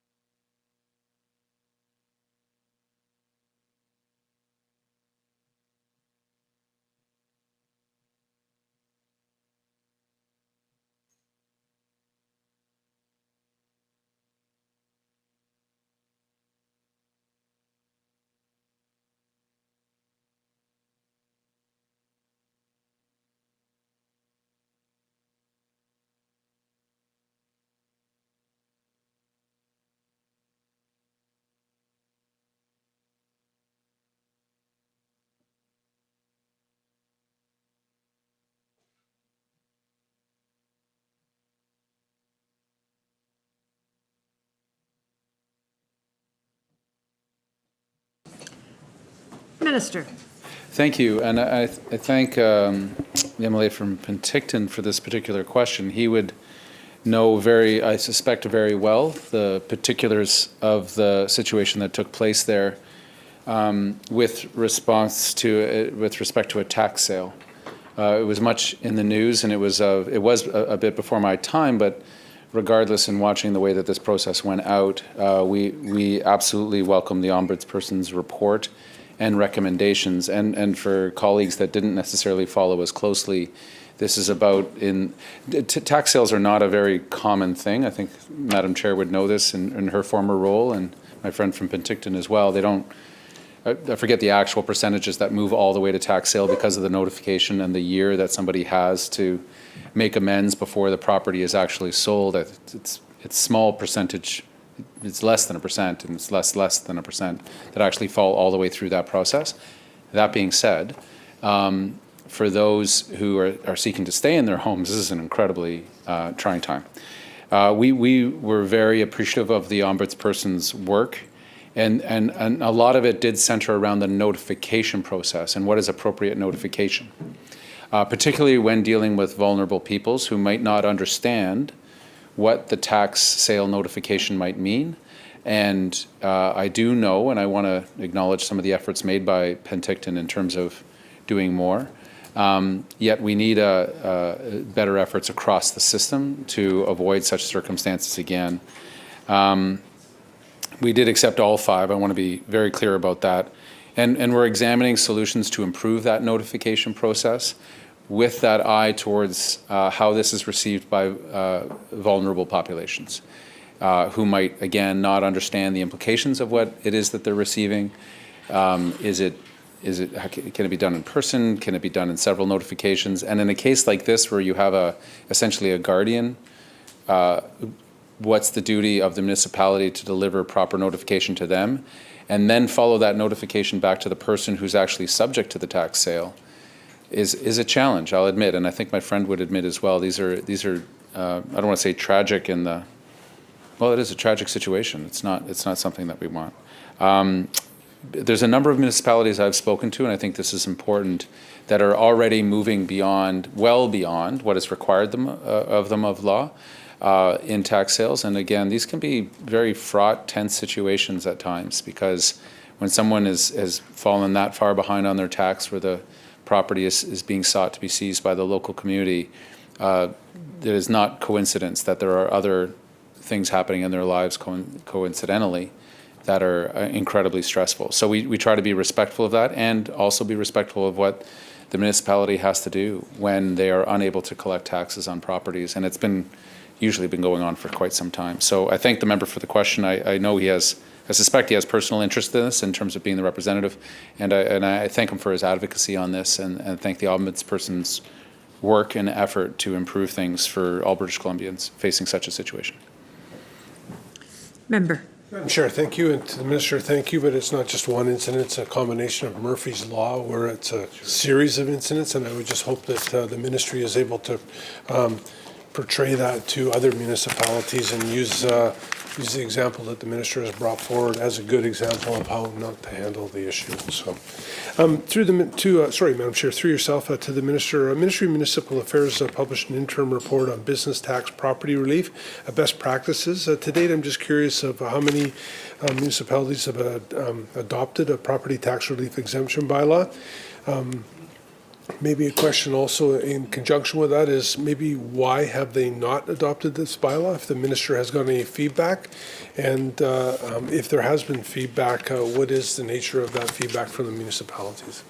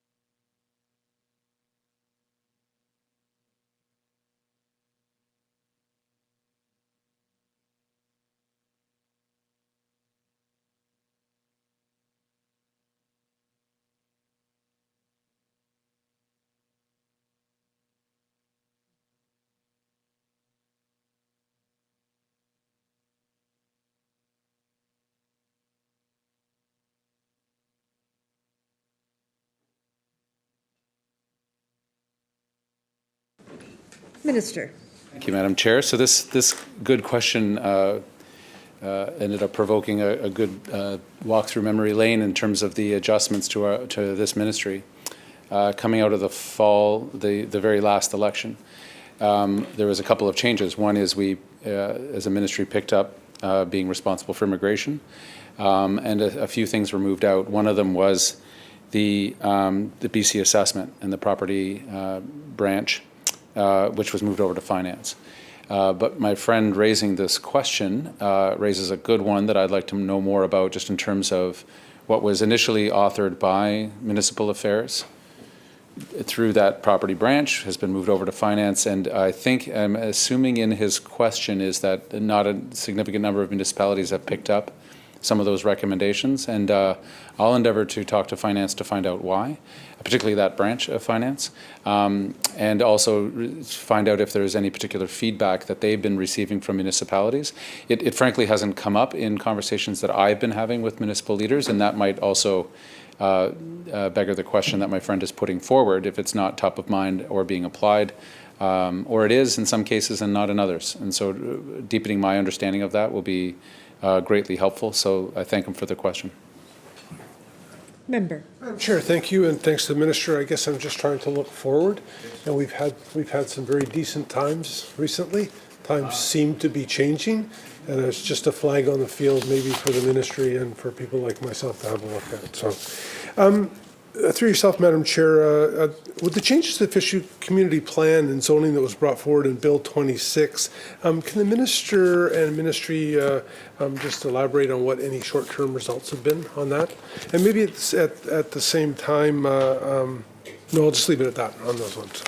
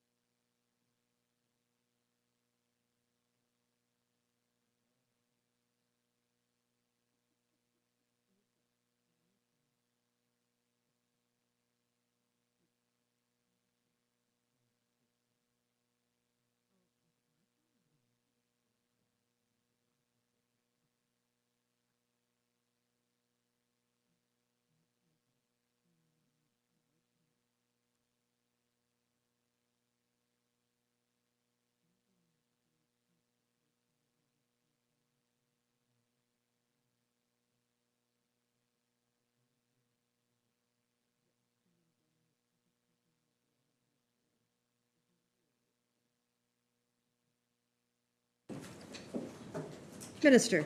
Madam Chair, thanks for the question on Bill 26. Relatively recently passed and now being what we see is adopted by municipalities, large and small, in terms of the two main aspects of the bill. Excuse me, a lot of these efforts do focus on increasing the housing supply. Municipalities were asking for tools, as I mentioned in my opening comments or very early on, to help them get through the decision-making process to make sure good housing was happening. Official community plans, as my colleague would know, as many would know, are not mandatory, but at a personal level, and I think in my role as minister, they're incredibly helpful in terms of a community having some input to their local representation as to what they want the community to look like, not just now, but also in the future. As the MLA for Penticton said, looking ahead is incredibly important. This is what OCPs do, official community plans. Now, with respect to what the tools do, there's two major components. One is that the need for public hearings can be waived if a proposal fits into a community's existing official community plan. We've seen Victoria, I believe Nanaimo, and some other communities do that process of waiving what would have been required public hearings if the development fits within what the community has accepted as their OCP. The second is the allowance of a delegation to staff of decisions. So it's oftentimes councils have told us that they're overburdened with a number of decisions that ultimately they feel incredibly comfortable with staff making with regards to some of the permitting process. We also, as a government, and this is a look forward piece, have been requiring municipalities to do housing needs assessments.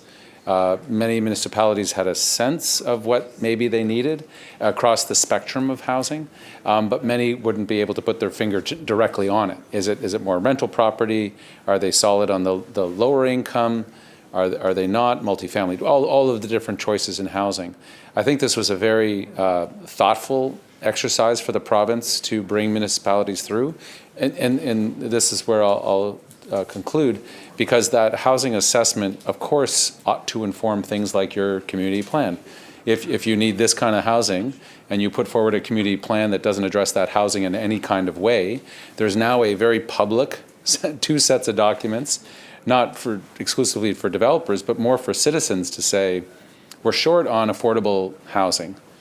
Our official community plan calls for that, and yet your development as a municipal government is not approving any. So what's the rub? So this is the dynamic we have as a province with municipalities, another order of government, to encourage the things that they seek to be encouraging, give them the tools, which is what Bill 26 was meant to do and does. And I think these are early days, finally, to the member, but we are seeing those communities, particularly ones that have been quite successful on urban planning, picking up those tools quite readily, and we are hearing from many more municipalities seeking to do the same thing.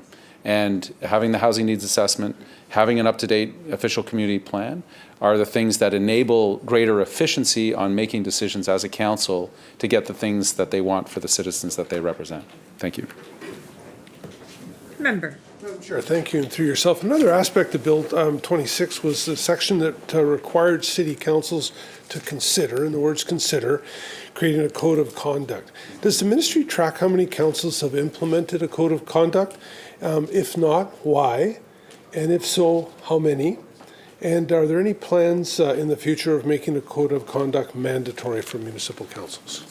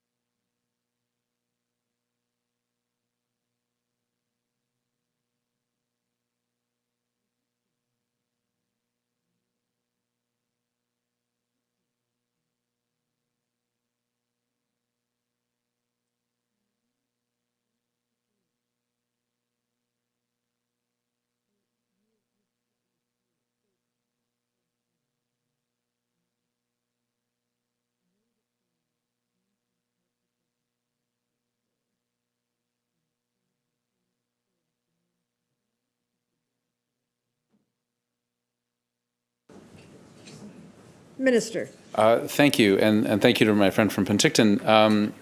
He asked two specific questions. One is from our understanding about 50% of municipalities have taken up the option of bringing forward a code of conduct. I had some questions about, is it tend to be a template? Are people coming up with their own organic set of code of conduct? Of course, following the next municipal election this fall, it will be mandatory for all local governments to consider the ability to bring in a code of conduct. Yes, and this is a good question, and I won't speak to the bill that's in front of the legislature right now, which deals with another aspect of conduct of municipal leaders. But the question of when the province steps in, essentially, between voters and locally elected officials is a really important philosophical question and practical question for us as a government and province. There is what I believe, a sacred relationship between any voter and those that they put forward. And when we insert ourselves as another order of government and say, this is how the relationship will go, this code of conduct piece is very important to me personally, and I know to a number of people around the House. So in terms of that mandatory question, I'd be more than happy to engage with the opposition, as we do with UBCM on these questions, because they are our municipal partners, about the mandatory nature of something. In general, we find that when we do things in a collaborative fashion, the actual full uptake of the thing has just got a better chance, right? If we say thou shalt without the consultation, without adoption together, you may get the result initially, but not the result ultimately, which what we're looking for is a change in behavior in this particular and unique workplace, which is elected office. When you have people sitting on local council who conduct themselves in ways that they would not actually be allowed to in any other workplace. And that's a thing, and it's not rampant, I would say, broadly speaking, but when it happens, what powers does the local council have to correct it?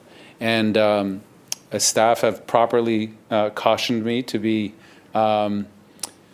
careful on this front, but this is quite personal for a lot of people.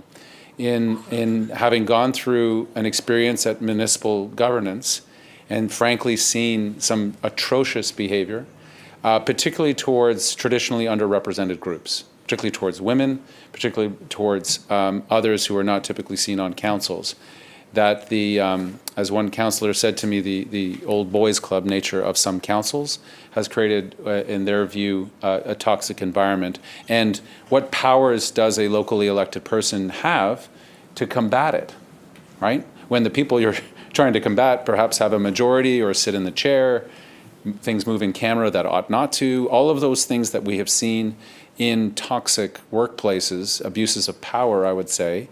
I think we need a respectful conversation, and we are having one with the Union of BC Municipalities, who are the ones urging this in lots of ways. And particularly the women leading that organization right now have been very forthright with me about their expectations of our government to assist them in all the ways that we can as partners. So that was a bit of a long answer to a very precise question, but I want to be precise on the numbers and also be precise on the things that we have not yet decided upon with respect to, do we make codes of conduct mandatory across the board, and what is the accountability? Again, we're looking for a change in culture in some cases, and how you do that cultural change is important, I believe, to have as much buy-in as you can and not it be an imposition where you then get a different type of resistance. But it's for those that are seeking some sort of madman episode when they sit on council, the days are long gone. And we need to be supportive as a government in every way that we can to make sure that we support people in serving those that they represent and being able to do so without the abuses that we unfortunately still see to this day. Member. Madam Chair, thank you. And thanks to the Minister, and I greatly appreciate that explanation. But, you know, the ministry also has an opportunity, minister and ministry staff, have an opportunity to encourage municipalities in more ways than one to adopt or at least consider a code of conduct. So is the minister up to doing that? And if so, I'll just leave it at that. Is the minister up to doing that? A little bit more formal encouragement to something that we both agree needs to be addressed better than what is being addressed.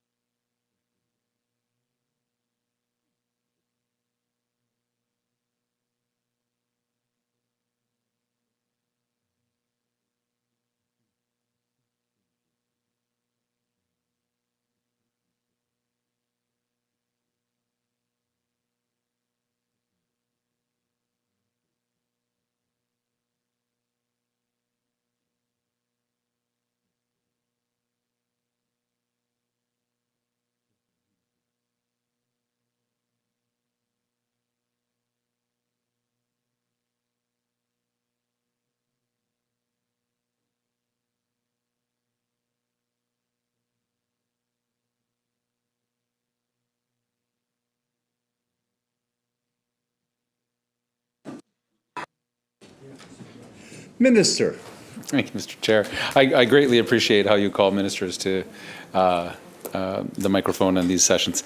So to my friend, yes, the ministry provides a number of training sessions and educational sessions about how these codes of conduct can be put together, but a little bit deeper than that. And I think this is an important thing for us to consider, is that when someone is elected to council, local government, we make available some essentially education courses around ethics and around conduct and around to ask I'm not pointing directly at you, but to ask anyone who's standing for elected office to consider the way that they think about these things, about fairness, about equity, about how to treat others, because people get elected for all sorts of reasons, right? And they are no more than just a representation of our community and our culture, good and bad. And so, of course, the public generally has a fairly low estimation of those that are called to elected office. Yet, I believe our job is to hold up a higher standard and the highest standard for the way that we conduct ourselves. And we have all sorts of very formal structures around us and ethical reporting and accounting and things to do just that. When talking about something like this, we think as many educational tools as offered and assistance in getting a code of conduct initiated and enforced and in a meaningful way. Again, it's that tension of do we simply say this is the law of the land and we are now imposing upon a local council, this is your code of conduct, and that might have some efficacy in some cases. Would it drop buy-in in other ones, and rather bring people into the conversation through that type of education? Last thing I'll say is we have one, I suppose, small benefit out of COVID is our ability to meet virtually, and we have regional meetings quite frequently, once a month typically, with all of the regions in the province with local mayors, and have very, very good attendance and discuss all sorts of things from fire, smart readiness, and local government act, and have discussed this specific topic around the code of conduct, and will do so again either prior but potentially post next municipal election in the fall, to say you are now mandated to include one of these. Let's talk about this as municipalities. And I just, to all colleagues here, would very much welcome the conversation of ideas, of ways to improve the codes of conducts that they're seeing within their local governments, Are they being effective? Are they being applied? When do we see the behavior stray away from the code of conduct that the council's agreed to? And then what are the consequences when someone does? These are sometimes very, very subtle conversations. They're not explicitly black and white. As we know, we exist in a place where passions we see every day can be involved, and they should be when we're talking about important things. But when that energy strays over into the other, particularly around codes of conduct, this is something that we want to improve with our municipal partners. Member of Skeena. I mean, Penticton. I apologize for that. Sit down, yeah. Wait your turn. Mr. Chair, thank you very much. And through yourself, Mr. Chair, to the Minister, thank you for your answer. I greatly appreciate it. And Minister, in your mandate letter, there's a quote. It says, work with UBCM and local elected leaders to support their communities through COVID-19 pandemic response and recovery. Minister, how are you doing that at this point in time, and how successful have you been at it?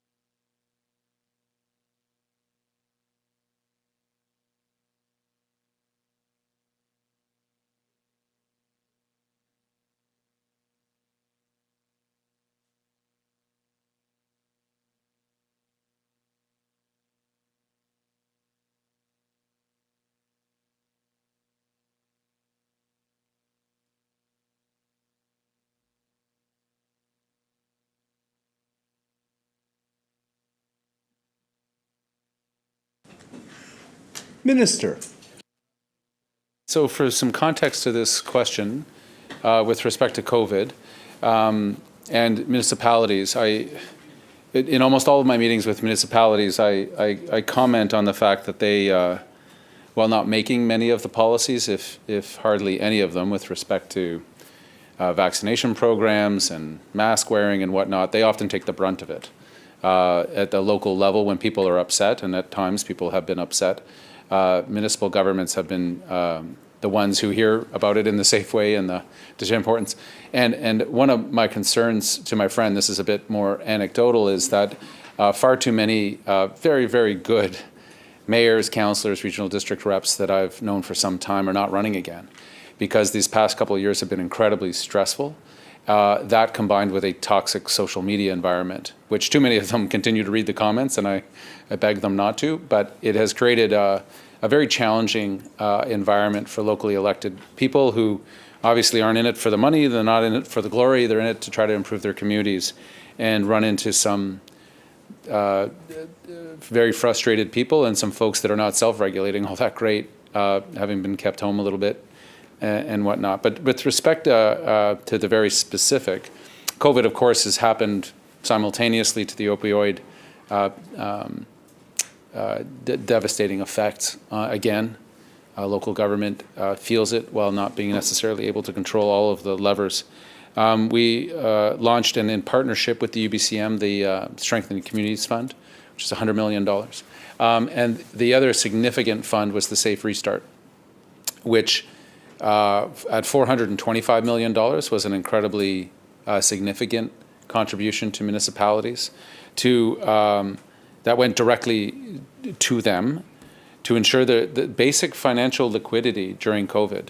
I mentioned this in some earlier comments, that without that type of funding, without the $425 million, I don't know how many municipal and local governments would have stayed financially solvent during COVID. The pressures on their books were enormous. They do not have the taxation powers or the ability to borrow as other orders of government can do. And so that's why that program was so incredibly important. Just under that, and I'll try to wrap up here, there was the Strengthening Community Services Program and the Local Government Development Approvals Program. These saw incredibly high uptakes. We've not necessarily seen such quick and rapid response. So the SCS, the Strengthening Communities Program, has been able to invest $76 million to help 64 different communities address the impacts of homelessness that were made worse in the pandemic, because we knew, or we watched the fabric of society get stressed in different ways, and people made homeless who were not otherwise under other conditions other than a global pandemic. And so that's why that $76 million went directly there. And under the LGDAP program, the Development Approvals Program, was the efforts around streamlining development approvals, particularly on low income, that the ability to get and stand up projects with support from our housing hub and other government supports to make more housing available under a very difficult market, very difficult constrained labor and other things. So those are sort of the broader levels of support for pandemic and pandemic recovery. But I will say in closing that a number of local leaders showed incredible courage when faced with enormous amounts of criticism and misinformation around COVID and what the importance was of trying to keep each other safe.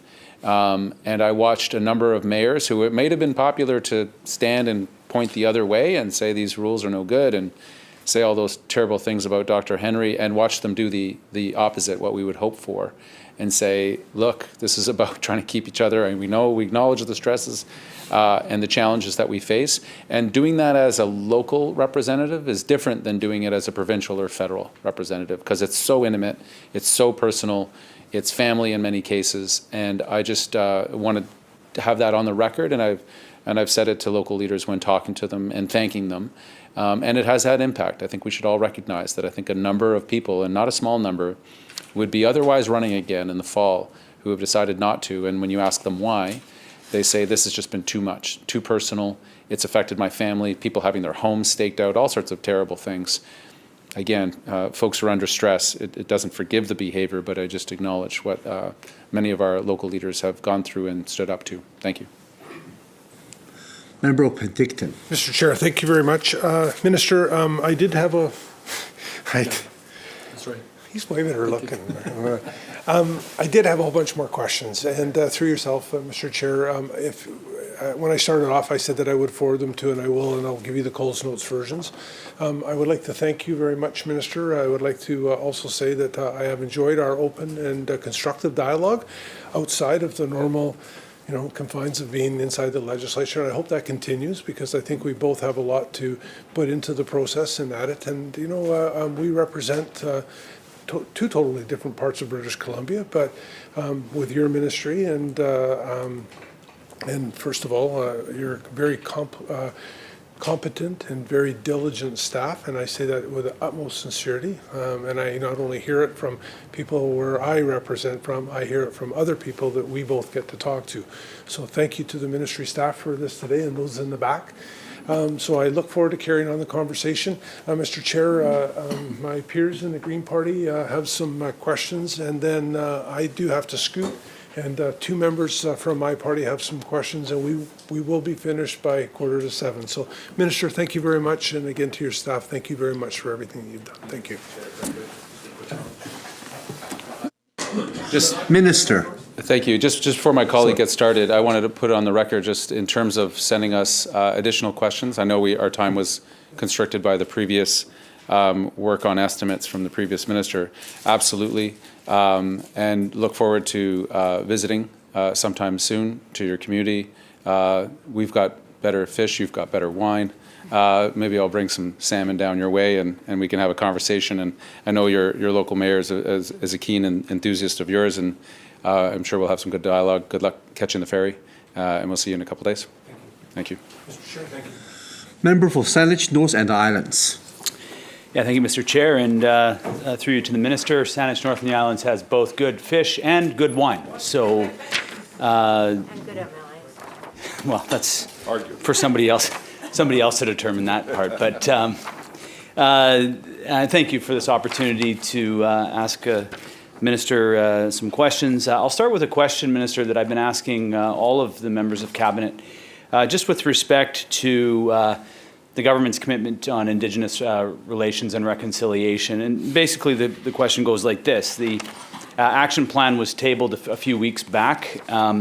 There are 89 actions that are outlined in it. The Ministry of Municipal Affairs has, I think, a couple. And when I asked the Minister of Indigenous Relations in question period how these actions would be funded, the Minister pointed us towards the core budget of each ministry, which is reconciliation need be a core action of government. Just wondering if the Minister may take a minute or two to highlight for the people of BC and for this purpose what steps the Minister is taking to ensure that reconciliation remains a priority in the funding and in the programs of Ministry of Municipal Affairs.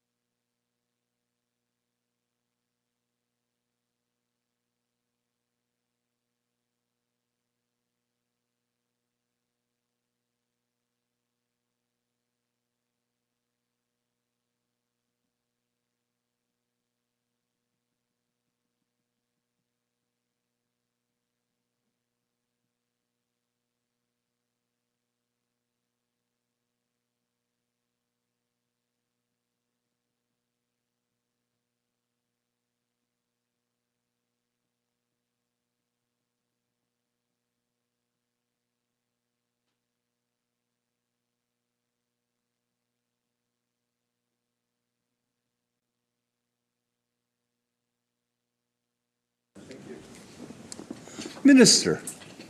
Much, Chair, and I thank my friend for the question. As he knows, the DRIP obligations and the action plan require every ministry to do this. And there were some that thought this might not be a very robust aspect for the Ministry of Municipal Affairs, generally speaking, because our relationship is to municipalities. Yet we have found through a couple of particular programs and a change in the orientation of government towards funding programs where there's many more opportunities that have been found. So let me highlight just a couple. With I'll sort of put it aside, and we can get into it if you would like, the Time and Memorial, the 150 Time and Memorial grant that has been moving in part through our ministry. We can talk about that in detail. I've been noticing, and I'm sure my friend from Saanich, North in the Islands, has many more examples, but of local governments signing various forms of agreement with First Nations in whose territories they reside. Some of them may be very initial, some of them quite substantive and meaningful in the operations and decision-making processes, but we're seeing this evolution. Because of the implications of the Indian Act and the colonial nature of that act, that points many First Nations, particularly those on reserve, towards Ottawa, not towards Victoria and not towards local government.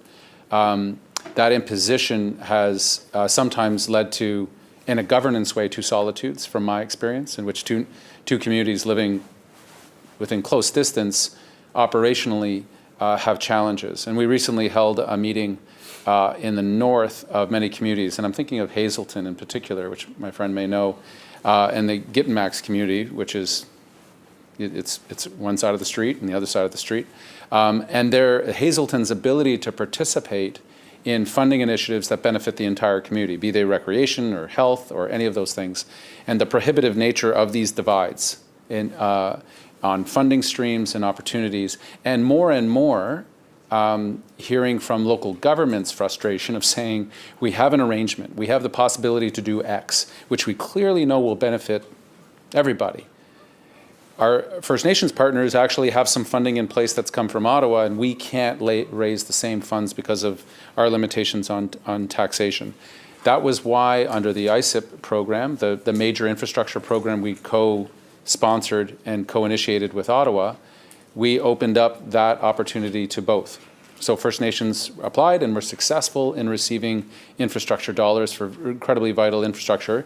And again, sometimes infrastructure that connected and can connect to municipal infrastructure. Because again, I'm thinking of Queen Charlotte City, which is going through the contemplation of a name change right now, as is another couple of communities. And Skidegate, right next door. Skidegate actually has the potential to do much of the wastewater treatment. Queen Charlotte is dumping into the ocean. How can we connect them up? On the name aspect, this is something, again, I could go to Haida Gwaii. I was the MP for the time where they were going through the process of changing their name from Queen Charlotte Islands. And I've got a great anecdote, if my friend would like to share, I can later, about meeting the Queen's offspring on Haida Gwaii and talking about the name Queen Charlotte. That process was very successful and hugely beneficial to everybody, especially the Haida. And they put the name in a bentwood box, and gave it back to the province, was the ceremony that we went through. I'm thinking about it now, and I'm feeling moved from the process of what that was like, as the Haida said, here you go, take it back. We never wanted it. It was never our name. But now at the community level, a number of communities, regional districts, are wrestling with the conversation around the importance of names, where the name origin came from, and how to do it properly, because there can be sometimes great virtuousness that is done improperly through protocol. The community-to-community forum, there's been over 650 of these forums over time. Province used to fund them at 50%. We now fund them fully. This is the opportunity when two groups want to sit down, break bread, talk. We fund them. I have keen interest in looking for that more. And lastly, on gaming grants, which have been very well received as the province has forgone revenue and then distributed it more equitably to First Nations communities. We're looking at what the part of gaming grants that we control how we can fund, not specifically First Nations governance, but projects that are initiated by First Nations communities through nonprofits or society groups, that the gaming grants can go directly to them, where traditionally, again, they wouldn't have before. Just, I feel, lastly, and we've talked about this a little bit, is that we're seeing representation from some of the regional districts, it seems to be the ones on the lead, who have sitting membership and representation from local First Nations in whose territory they reside, but they're non-voting members. And the question now begs, and they are asking us, and we are doing the work together to say what changes are required for us to identify and fully allow participation, if it's being sought by the First Nation and the regional district, to say these decisions, of course, impact everyone. How can we change the way that regional districts, in this case, or the Municipal Act, to allow voting representation on councils? I think it's not something I had contemplated even a few years ago, but it's a very grassroots coming forward initiative that I'm feeling very encouraged by, especially if it results in some meaningful collaboration and decision-making and understanding that that relationship ought to have always been connected locally. The laws of this land have forced in every way they could people apart, between nations, within nations. And so some things feeling good about, a ton more to do. Recognizing the lead of a third party. No, thank you, Mr. Chair, and I have a couple of questions that are specifically Cowichan related, and then it'll be back to my colleague from Saanich North in the Island, so brevity would also be helpful to try to get through our local questions. So in Cowichan, we've heard from a group of stakeholders about the lack of access to public toilets, particularly for people who are living without homes. And there have been health and social related considerations and concerns raised with our office. And really it symbolizes a lack of support for people to have a dignified way to engage in self-care. The public washroom facilities can be very expensive for municipalities, and when you look at a municipality like Duncan with a very small tax base, that it can be really challenging for them to justify an expense like that. So my question for the minister, what are the existing barriers to increasing access to these facilities? What types of support is available to help remedy this? And can we get a commitment to addressing this issue in Cowichan?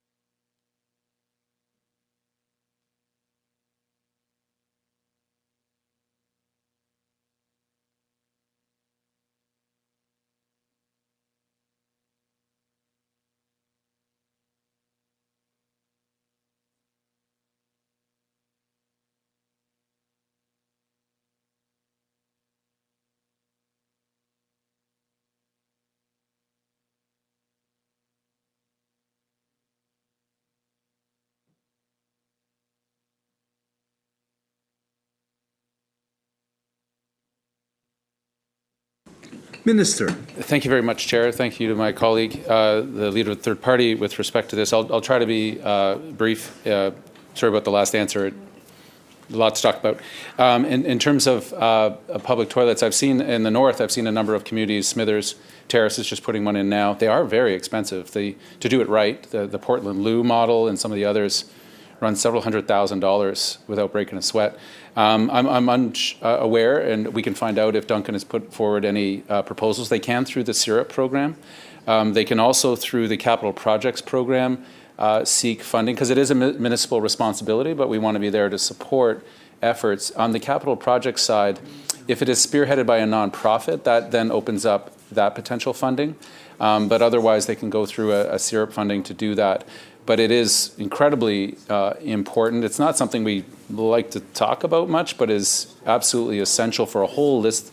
The member outlined some of them, as well as downtown businesses become very supportive. I just think it's time we talk about it more easily. But we have funded some in the past, and happy to work with her and any specific in the Cowichan Valley, Duncan in particular, to see what we can do.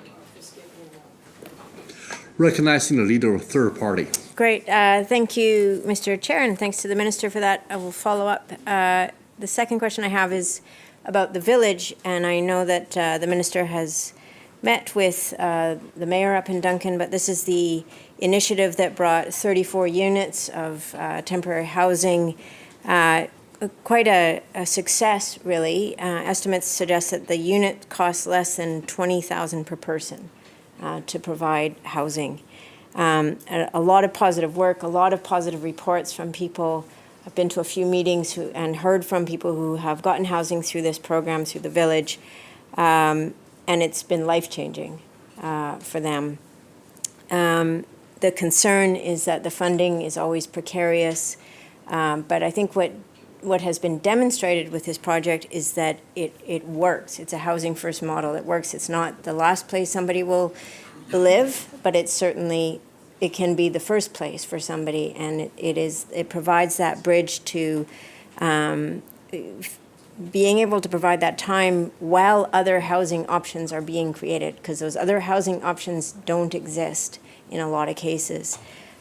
So the question for the Minister, and we have raised this with Minister of Mental Health and Addictions, we will raise it with Social Development and Poverty Reduction, we'll raise it with the Attorney General, but this is one that is so important to our community around the funding, looking for it to be extended, and ideally a commitment to a permanent location and help with that.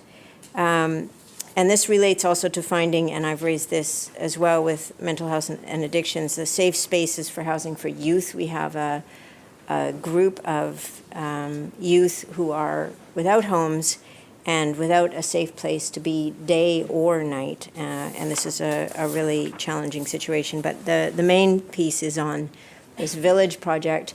It's demonstrably positive and effective, and would like to see it become endowed with some secure and more permanent funding.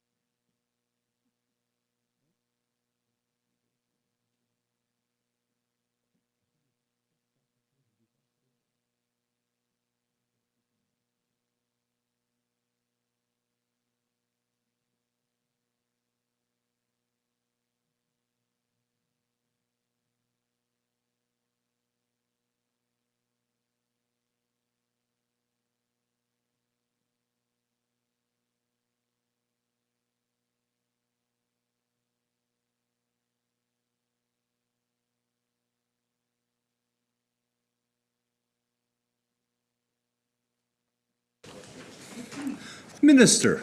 Thank you. Very quickly, because I made a mistake with respect to a previous answer to my friend.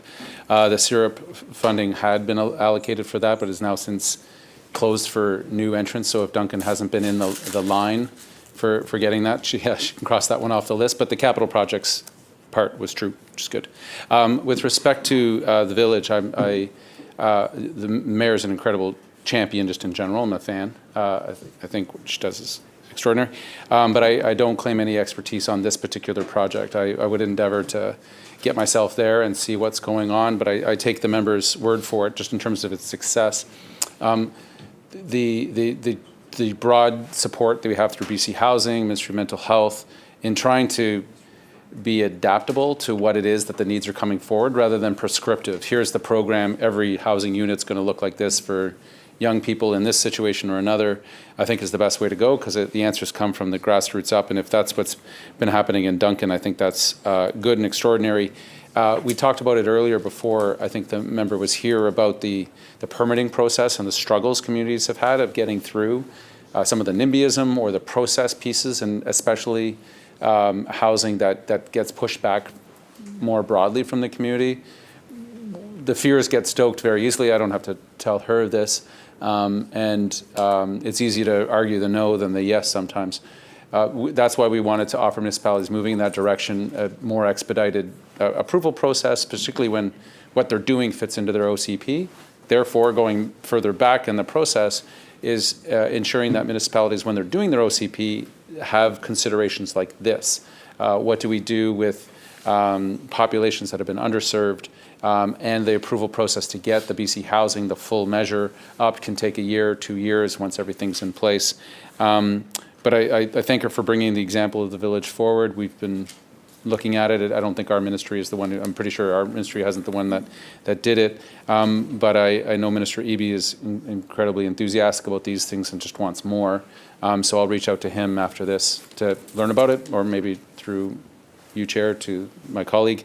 And again, try to get up and take a look and talk to folks, because that's seeing is believing in my general experience. Thank you, Mr. Chair.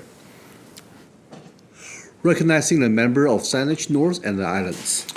Thank you, and I really appreciate the Minister's response to the question that I asked around reconciliation. I have several other questions that are local to my constituency that the Minister and I have actually already talked about to some extent privately, and I was going to use the time that we had here to ask them on the record. However, that's not going to be possible, as our time is coming to an end. We have to turn it back to the BC Liberals, which is fine, because we've made headway and we've had a lot of conversations, and I'll just note them here on the record around the Islands Trust, governance in the Islands Trust area. I believe that we've talked, and if I haven't talked with this minister, I've talked with every minister previously about improvement districts, and we've anyway, I'm not going to step in that one. And I will say that I really appreciated the briefing with respect to the minister's responsibilities with respect to the Ukrainian refugees that are coming here, and actually the very, I think, large challenges that are faced providing the services that these folks fleeing this terrible situation need. So I'll just end with a question, because the minister opened this door with the final comments in the opening question around regional districts and First Nations involvement. And I think of Travis Hall, for an example, a guy that I know very well.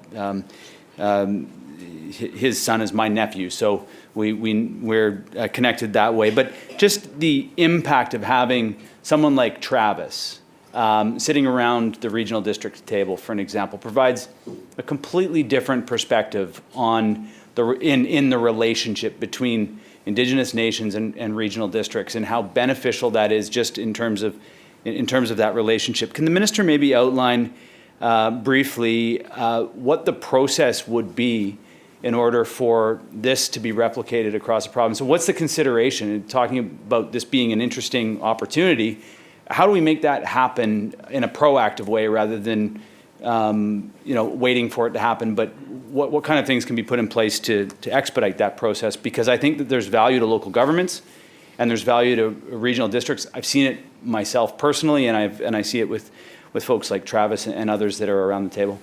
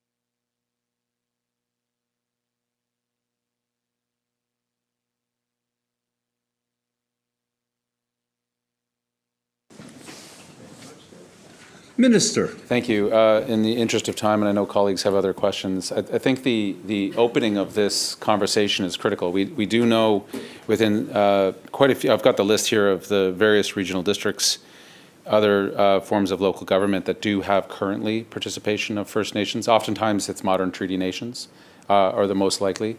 There are more than a few situations, particularly in regional districts, of local First Nations who have been elected to the position and the breadth of that. And I'm a Travis fan as well in general. But staff are cautioning, and it's a good caution to go through the process. When we talk about turning presence at a regional district level from First Nations from a observation and participating to a voting member, carefully going through what the legal implications are, taxation policy implications, legal liability for that member, and who are they speaking for? Are they representing their nation? Are they representing an interest? These are the things that I would very much like to wrestle with in the positive sense of seeing and meeting the will that we're hearing from regional districts saying, we want this. We see it, we see the value in it. And last piece is giving more space within the municipalities themselves, and we can facilitate this, of sharing the stories of success.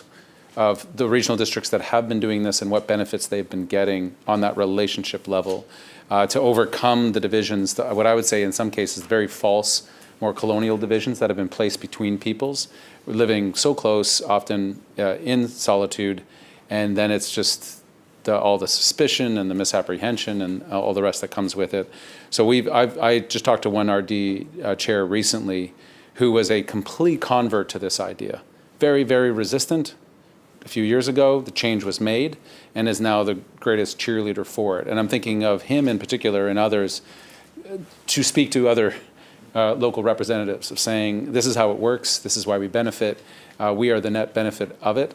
And then bringing those First Nations voices that wish to participate to bear to say to other First Nations, you may want to implicate yourself in this, given the busyness of many First Nations governance that I meet with that are happily overwhelmed with a lot of people knocking on their door. But is this a good way to spend time and build up the strength of that relationship? So yeah, I'm happy to go through it. I don't want to, I guess, minimize what it is, the challenges, the legal challenges that we're going to have to struggle with if we're looking for that further and deeper participation that it comes to voting rights. But I thank the member for the question. Recognizing the Leader of Official Opposition. Thank you very much, Honourable Chair. Good afternoon to the Minister and his staff. Congratulations on the new ministry appointment. I'll try to keep my questions succinct, and I'm hoping the answers will be as well, because there are others that have questions. British Columbians have stepped up in an incredible way in terms of Ukrainian people that are fleeing their homeland. Today we learn again about Second World War veteran John Hillman, who has been inspiring to all of us. He's turning 103. As many of you would know, in Oak Bay, he has done laps each year to match his age. This year, he's walking 103 laps over a period of time and raising funds for Ukrainian children and their families, and it's incredible, and that's just one example. One of the things that I want to have some clarity on today is the fact that on April the 25th, the government announced that the promise that Ukrainian refugees would get immediate MSP coverage. So I'm wondering, from the minister's perspective, why now will that take a month and it will actually be retroactive? We had a statement from ministry staff. These are families that have fled their homeland. They have faced trauma and stress. The last thing that they need to be worrying about is a retroactive application for MSP coverage. I'm wondering if the minister could clarify the government's position.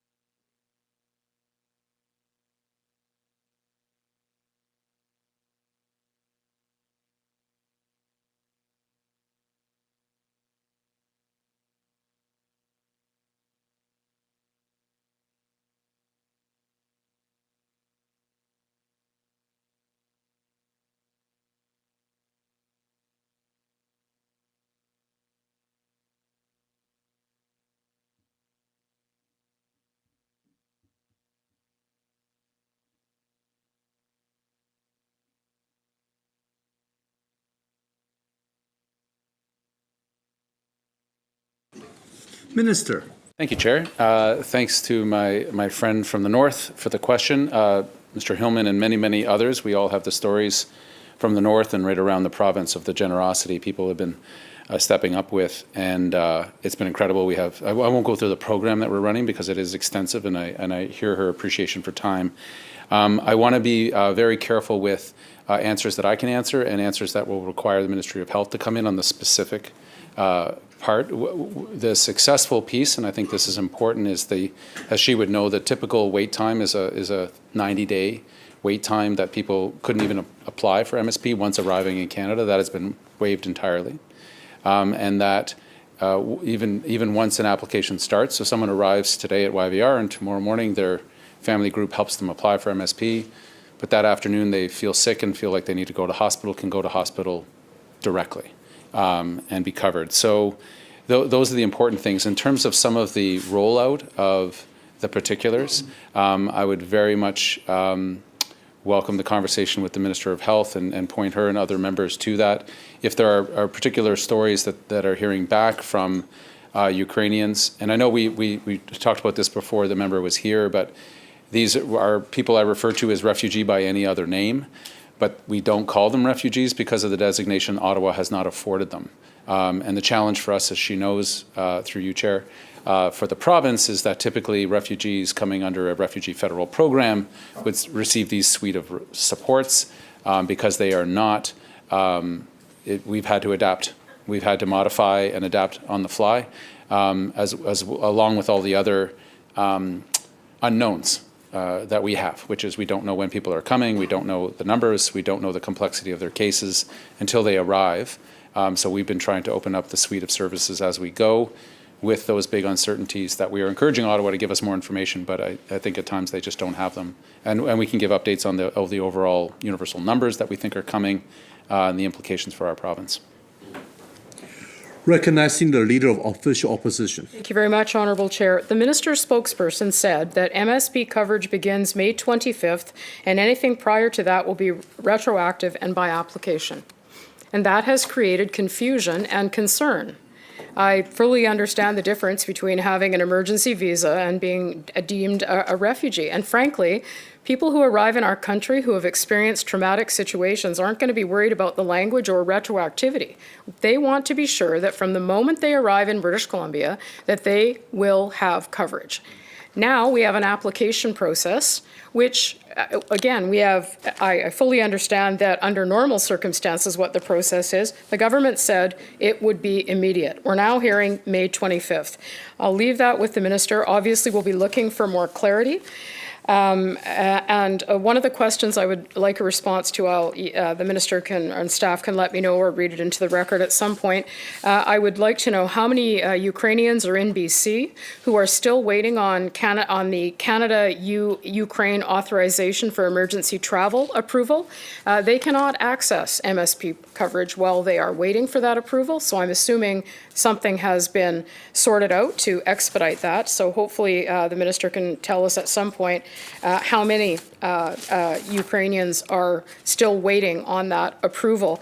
I guess my final question, in order to be to allow my colleagues to have a few moments, is to deal with the issue of the fee related to medical exams. And the minister himself has said that it needs to be resolved. I'd like to make a suggestion to the minister and government that they sort out the paperwork and the jurisdictional issues later. It is unacceptable to ask Ukrainian people who are here looking at how they are going to feed their families, get a job, do all of those things. So if there is jurisdictional wrangling taking place, let it take place behind closed doors, wherever you want to do it, wherever the government would like, sorry, Mr. Chair, the government would like to do it. But in the end of the day, pay for the medical exams. I'm sure that the province of British Columbia can bill the federal government if that's necessary. So I would like to urge the minister and the government to take care of that issue, make sure that Ukrainian families are not dealing with that issue as another level of stressful stress when they come to British Columbia. Thank you for the time, Mr. Chair.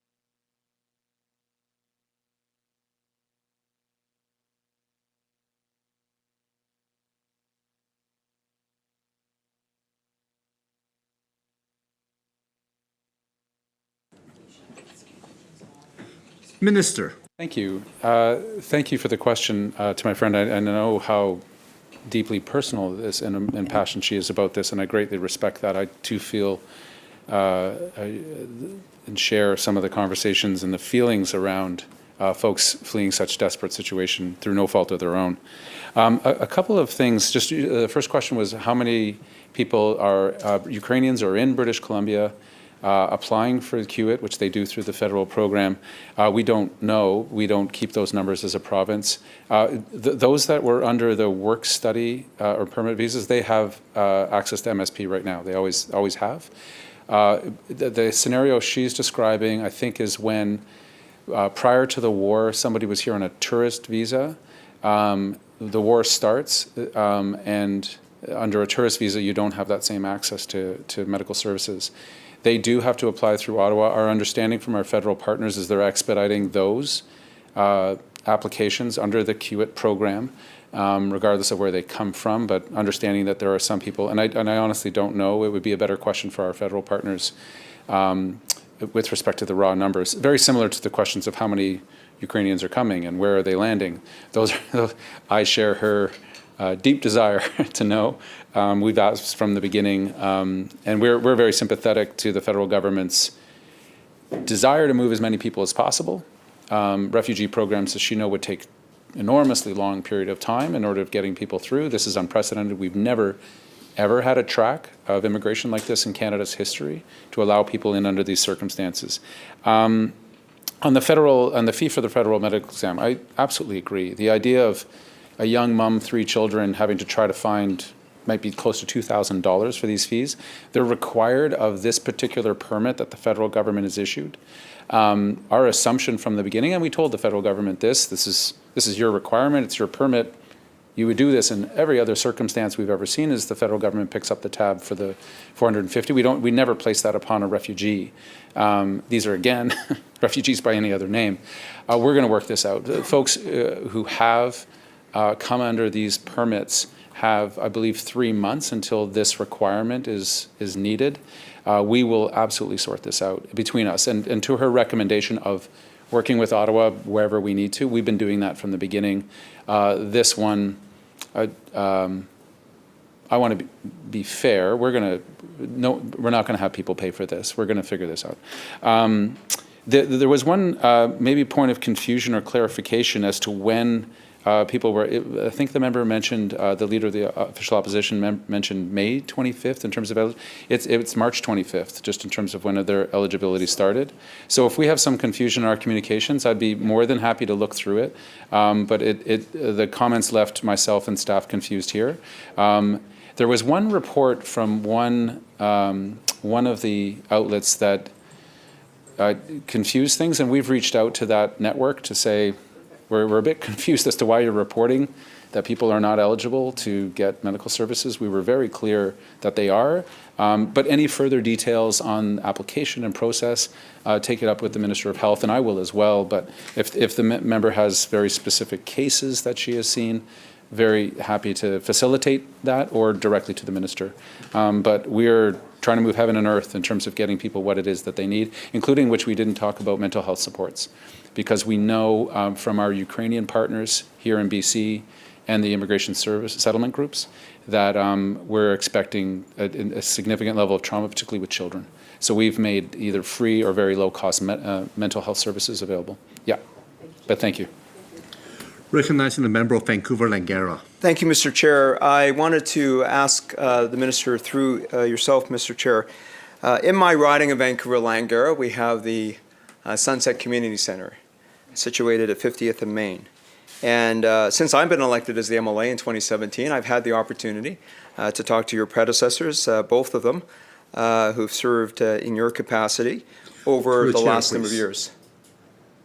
And so I would ask, through you, Mr. Chair, to the Minister, in August of 2021, there was an announcement made by both the federal and municipal governments. In the case of the municipal government, the City of Vancouver, Mayor Kennedy Stewart, $4 million was pledged to the Sunset Senior Centre, a 10,000 square foot addition to the Sunset Community Centre for elderly people in South Vancouver. The federal government pledged $5.2 million. Minister Harjit Sajjan, the Member of Parliament for Vancouver South, a strong advocate alongside of myself for this project, which dates back over many years now. We've been at this since 2016 at least. So through you, Mr. Chair, to the Minister, my understanding was that the City of Vancouver had made this the only recommendation to receive funding under the Canada Infrastructure Program from the City of Vancouver. This is the one project that the City of Vancouver had put forward for funding under that program. So through you, Mr. Chair, to the Minister, why wasn't the project funded through that program, given the recognition and recommendation from the City of Vancouver, plus the equivalent funding from the federal government? And in light of that, at this point, given that there's a gap of $4.5 million needed to complete this project, is the province of British Columbia considering any other funding opportunities for this project?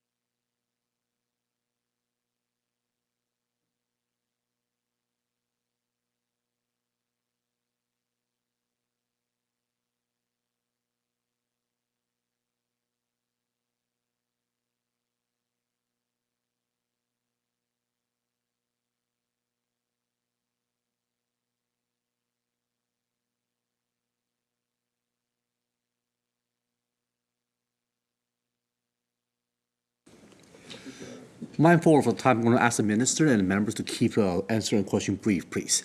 Yeah. Minister. Thank you. I know we wish for more times with municipal affairs. I blame the Minister of Energy, Mines and Low Carbon Initiatives for hogging all the space. So with respect to this is back to August 2021. This, just to put some context on this particular funding program, I just talking with officials, it's 8 times oversubscribed. That might be the most oversubscribed program I've bumped into in government. Very popular.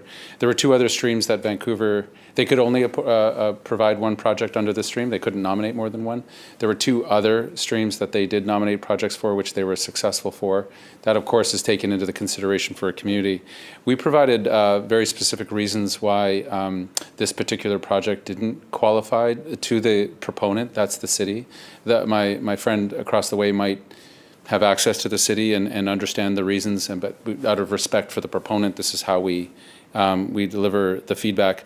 The federal government also, as did the city, know that ISIP is a joint program, as he mentioned. And the federal government knew in hand that this project had not been approved by the province, chose to unilaterally announce support for it. They could also unilaterally announce full support for it if they chose, if they had room in their subscription program. But the nature of ISIP is we do things together. They made that determination for themselves as a government, which they can answer to if the member wanted to reach out. But with such an incredibly popular program and a vital program which has done benefits into the region and certainly done a lot of benefits to specific groups like the member mentioned. This was the nature of the sequence of events as it went down. Recognize a member of Vancouver Langara. Thank you, Mr. Chair, and I appreciate the response from the minister and understand the general lay of the response itself. At this juncture, I co-chair South Vancouver Seniors Network. This area of the city of Vancouver, South Vancouver, is, as I understand from Vancouver Coastal Health, the highest population of elderly people living in the city of Vancouver. There are 3 senior centers serving on the east side of Vancouver. One of those projects is the Killarney Community Centre Senior Centre, which this particular proposal was modeled off of. A 3-party, 3-jurisdiction of government level project, similar in terms of scope and magnitude. I would urge the minister and ask if he would be open to having a meeting with myself and the leadership of the Sunset Community Centre to consider other options because for funding from the provincial side. I know that the federal and city partners are very keen to commence construction on this project, recognizing that there's still a gap. And so we're obviously trying to work with other stakeholders here to close that gap, and would urge the minister if you would kindly be amenable to have that meeting with us in order to further consideration for funding for this project.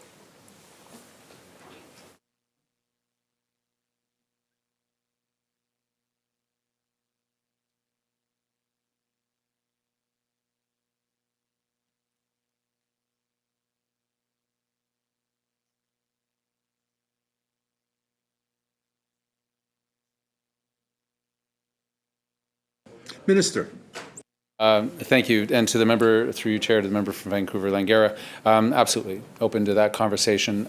We are also, broadly speaking, BC was the most aggressive with respect to applying for infrastructure funding and partnerships through the feds. We outpaced the other provinces quite a bit. We were able to move money out the door, which I think was the positive effect for our economy and our communities.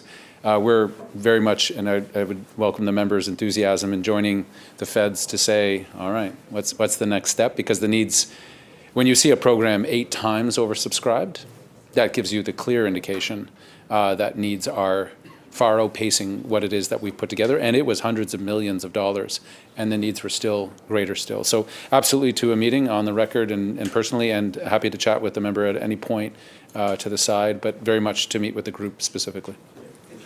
Recognizing the member of West Vancouver C2 Sky.